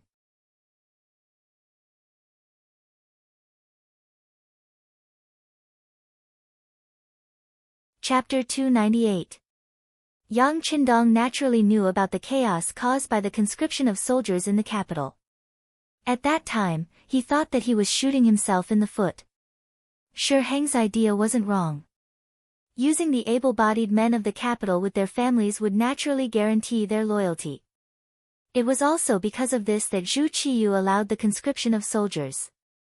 However, they didn't think that there were pros and cons to this. Didn't they know that a forcefully picked melon wasn't sweet? Wouldn't such a forceful act of breaking up families incur a backlash of anger? Besides, with the great Ming's culture of emphasizing culture and suppressing military force, how much could the salary of the soldiers be? If the able-bodied men joined the army, did they consider how the women and their families would live? If the women lost their livelihood and starved, how could they serve their masters wholeheartedly? How could there not be chaos? This was clearly Shi Heng's short-sightedness, and he would eventually pay the price for it. However, he didn't expect that the women would sell themselves as slaves or maids. He also didn't expect that the madams would suddenly make a move. In just a day, they had bought 800 men. Although this was only a drop in the ocean compared to the 50,000 able-bodied men that he wanted to capture, if his calculations were correct, this was only the beginning and far from the end. He hated Shi Heng's lack of foresight. Rather than thinking about how to increase the loyalty of these soldiers, it would be better to think about how to improve the treatment of these soldiers. As long as the salaries were sufficient, the military households and guard stations around the capital wouldn't be so empty. Speaking of which, this had a lot to do with Yang Qindong's actions. If he hadn't changed history and saved Zhu Qizhen on the battlefield, the great Ming dynasty wouldn't have been divided into two. Even if those soldiers didn't want to do anything, they wouldn't know where to escape to. But now, Yingzong's substitute sect had two places to choose from, giving these military households another choice. The Security Bureau had already sent news that many of the soldiers in the north who had been recorded had gone to the south and sought refuge in Yingzong's land because of the unfair treatment. In that place, they could be re-registered and acquitted, and they would even be treated better. In this way, Shi Heng naturally felt that he had no soldiers to recruit, so he was forced to beat up these able-bodied men of the capital. It was recorded in history that during the Ming dynasty, there were more than 1.5 million troops stationed there, and at the peak of development, there were more than 2 million. From this, it could be seen that the military system was still very complete. This also made it so that the great Ming dynasty did not have to worry too much about military resources. But now, under the rule of one country and two emperors, the military could run around at any time without suffering any punishment, which led to all kinds of unexpected situations. This accident eventually implicated Yang Qindong, who had changed everything. When he looked at the 800 women in the manor, it would be a lie to say that he didn't have a headache. Of course, if these women appeared in Crimson City, there would be no problem in settling them down. Whether it was a garment factory, a paper factory, or a glass factory, they could all be easily arranged. And these people were simply not enough. But in the capital, in the Yang family manor, there were simply too many people. Hu Yan and the others were doing a good deed, so Yang Qindong could not refuse. After all, these were Han people. Even if the madams did not help, Yang Qindong would not leave them in the lurch. Then the problem now was, how should he settle them down? 800 mouths, and this was only the first day. This number might double tomorrow. As for what it would be like in the end, Yang Qindong did not dare to think about it. If these people all relied on him, even if he was rich and overbearing, he would still feel strained eventually. Of course, the most important reason was not to raise idle people, and not to let others develop the habit of eating and being lazy. This was the most important reason. Yang Qindong stood there and thought for a long time. Hu Yan saw that her husband's expression seemed to be a little uncertain, so she asked softly, "Lu Lang, did I do something wrong?" "It doesn't matter, I can save my own expenses." "No." Yang Qindong drew a long arc at the corner of his mouth and said with a smile, "How could Yan be wrong? This was originally a good deed. I was just thinking about how to settle them down and give them a way out." Hearing that Yang Qindong did not mean to be angry, Hu Yan's expression immediately became much brighter. "Yes, this is a good deed. Lu Lang doesn't know that if these women were sold to other families, they would probably suffer a lot. As long as they come to us, they will not be bullied.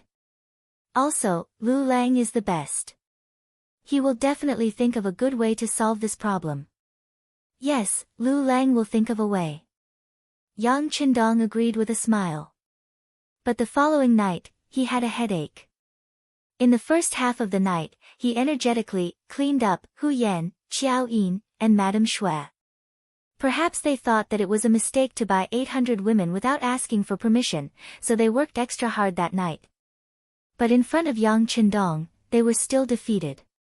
In the second half of the night, Yang Qindong returned to his study and sat there until daybreak. His body had always been in good condition, especially after coming back to this world. Sometimes, he even wondered if his body had undergone some sort of transformation.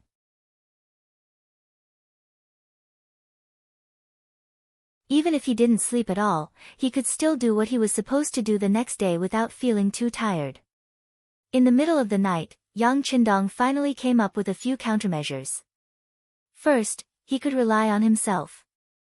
Give these women a certain amount of money and let them do what they liked, but they would have to pay a certain amount of money to the Yang clan every month.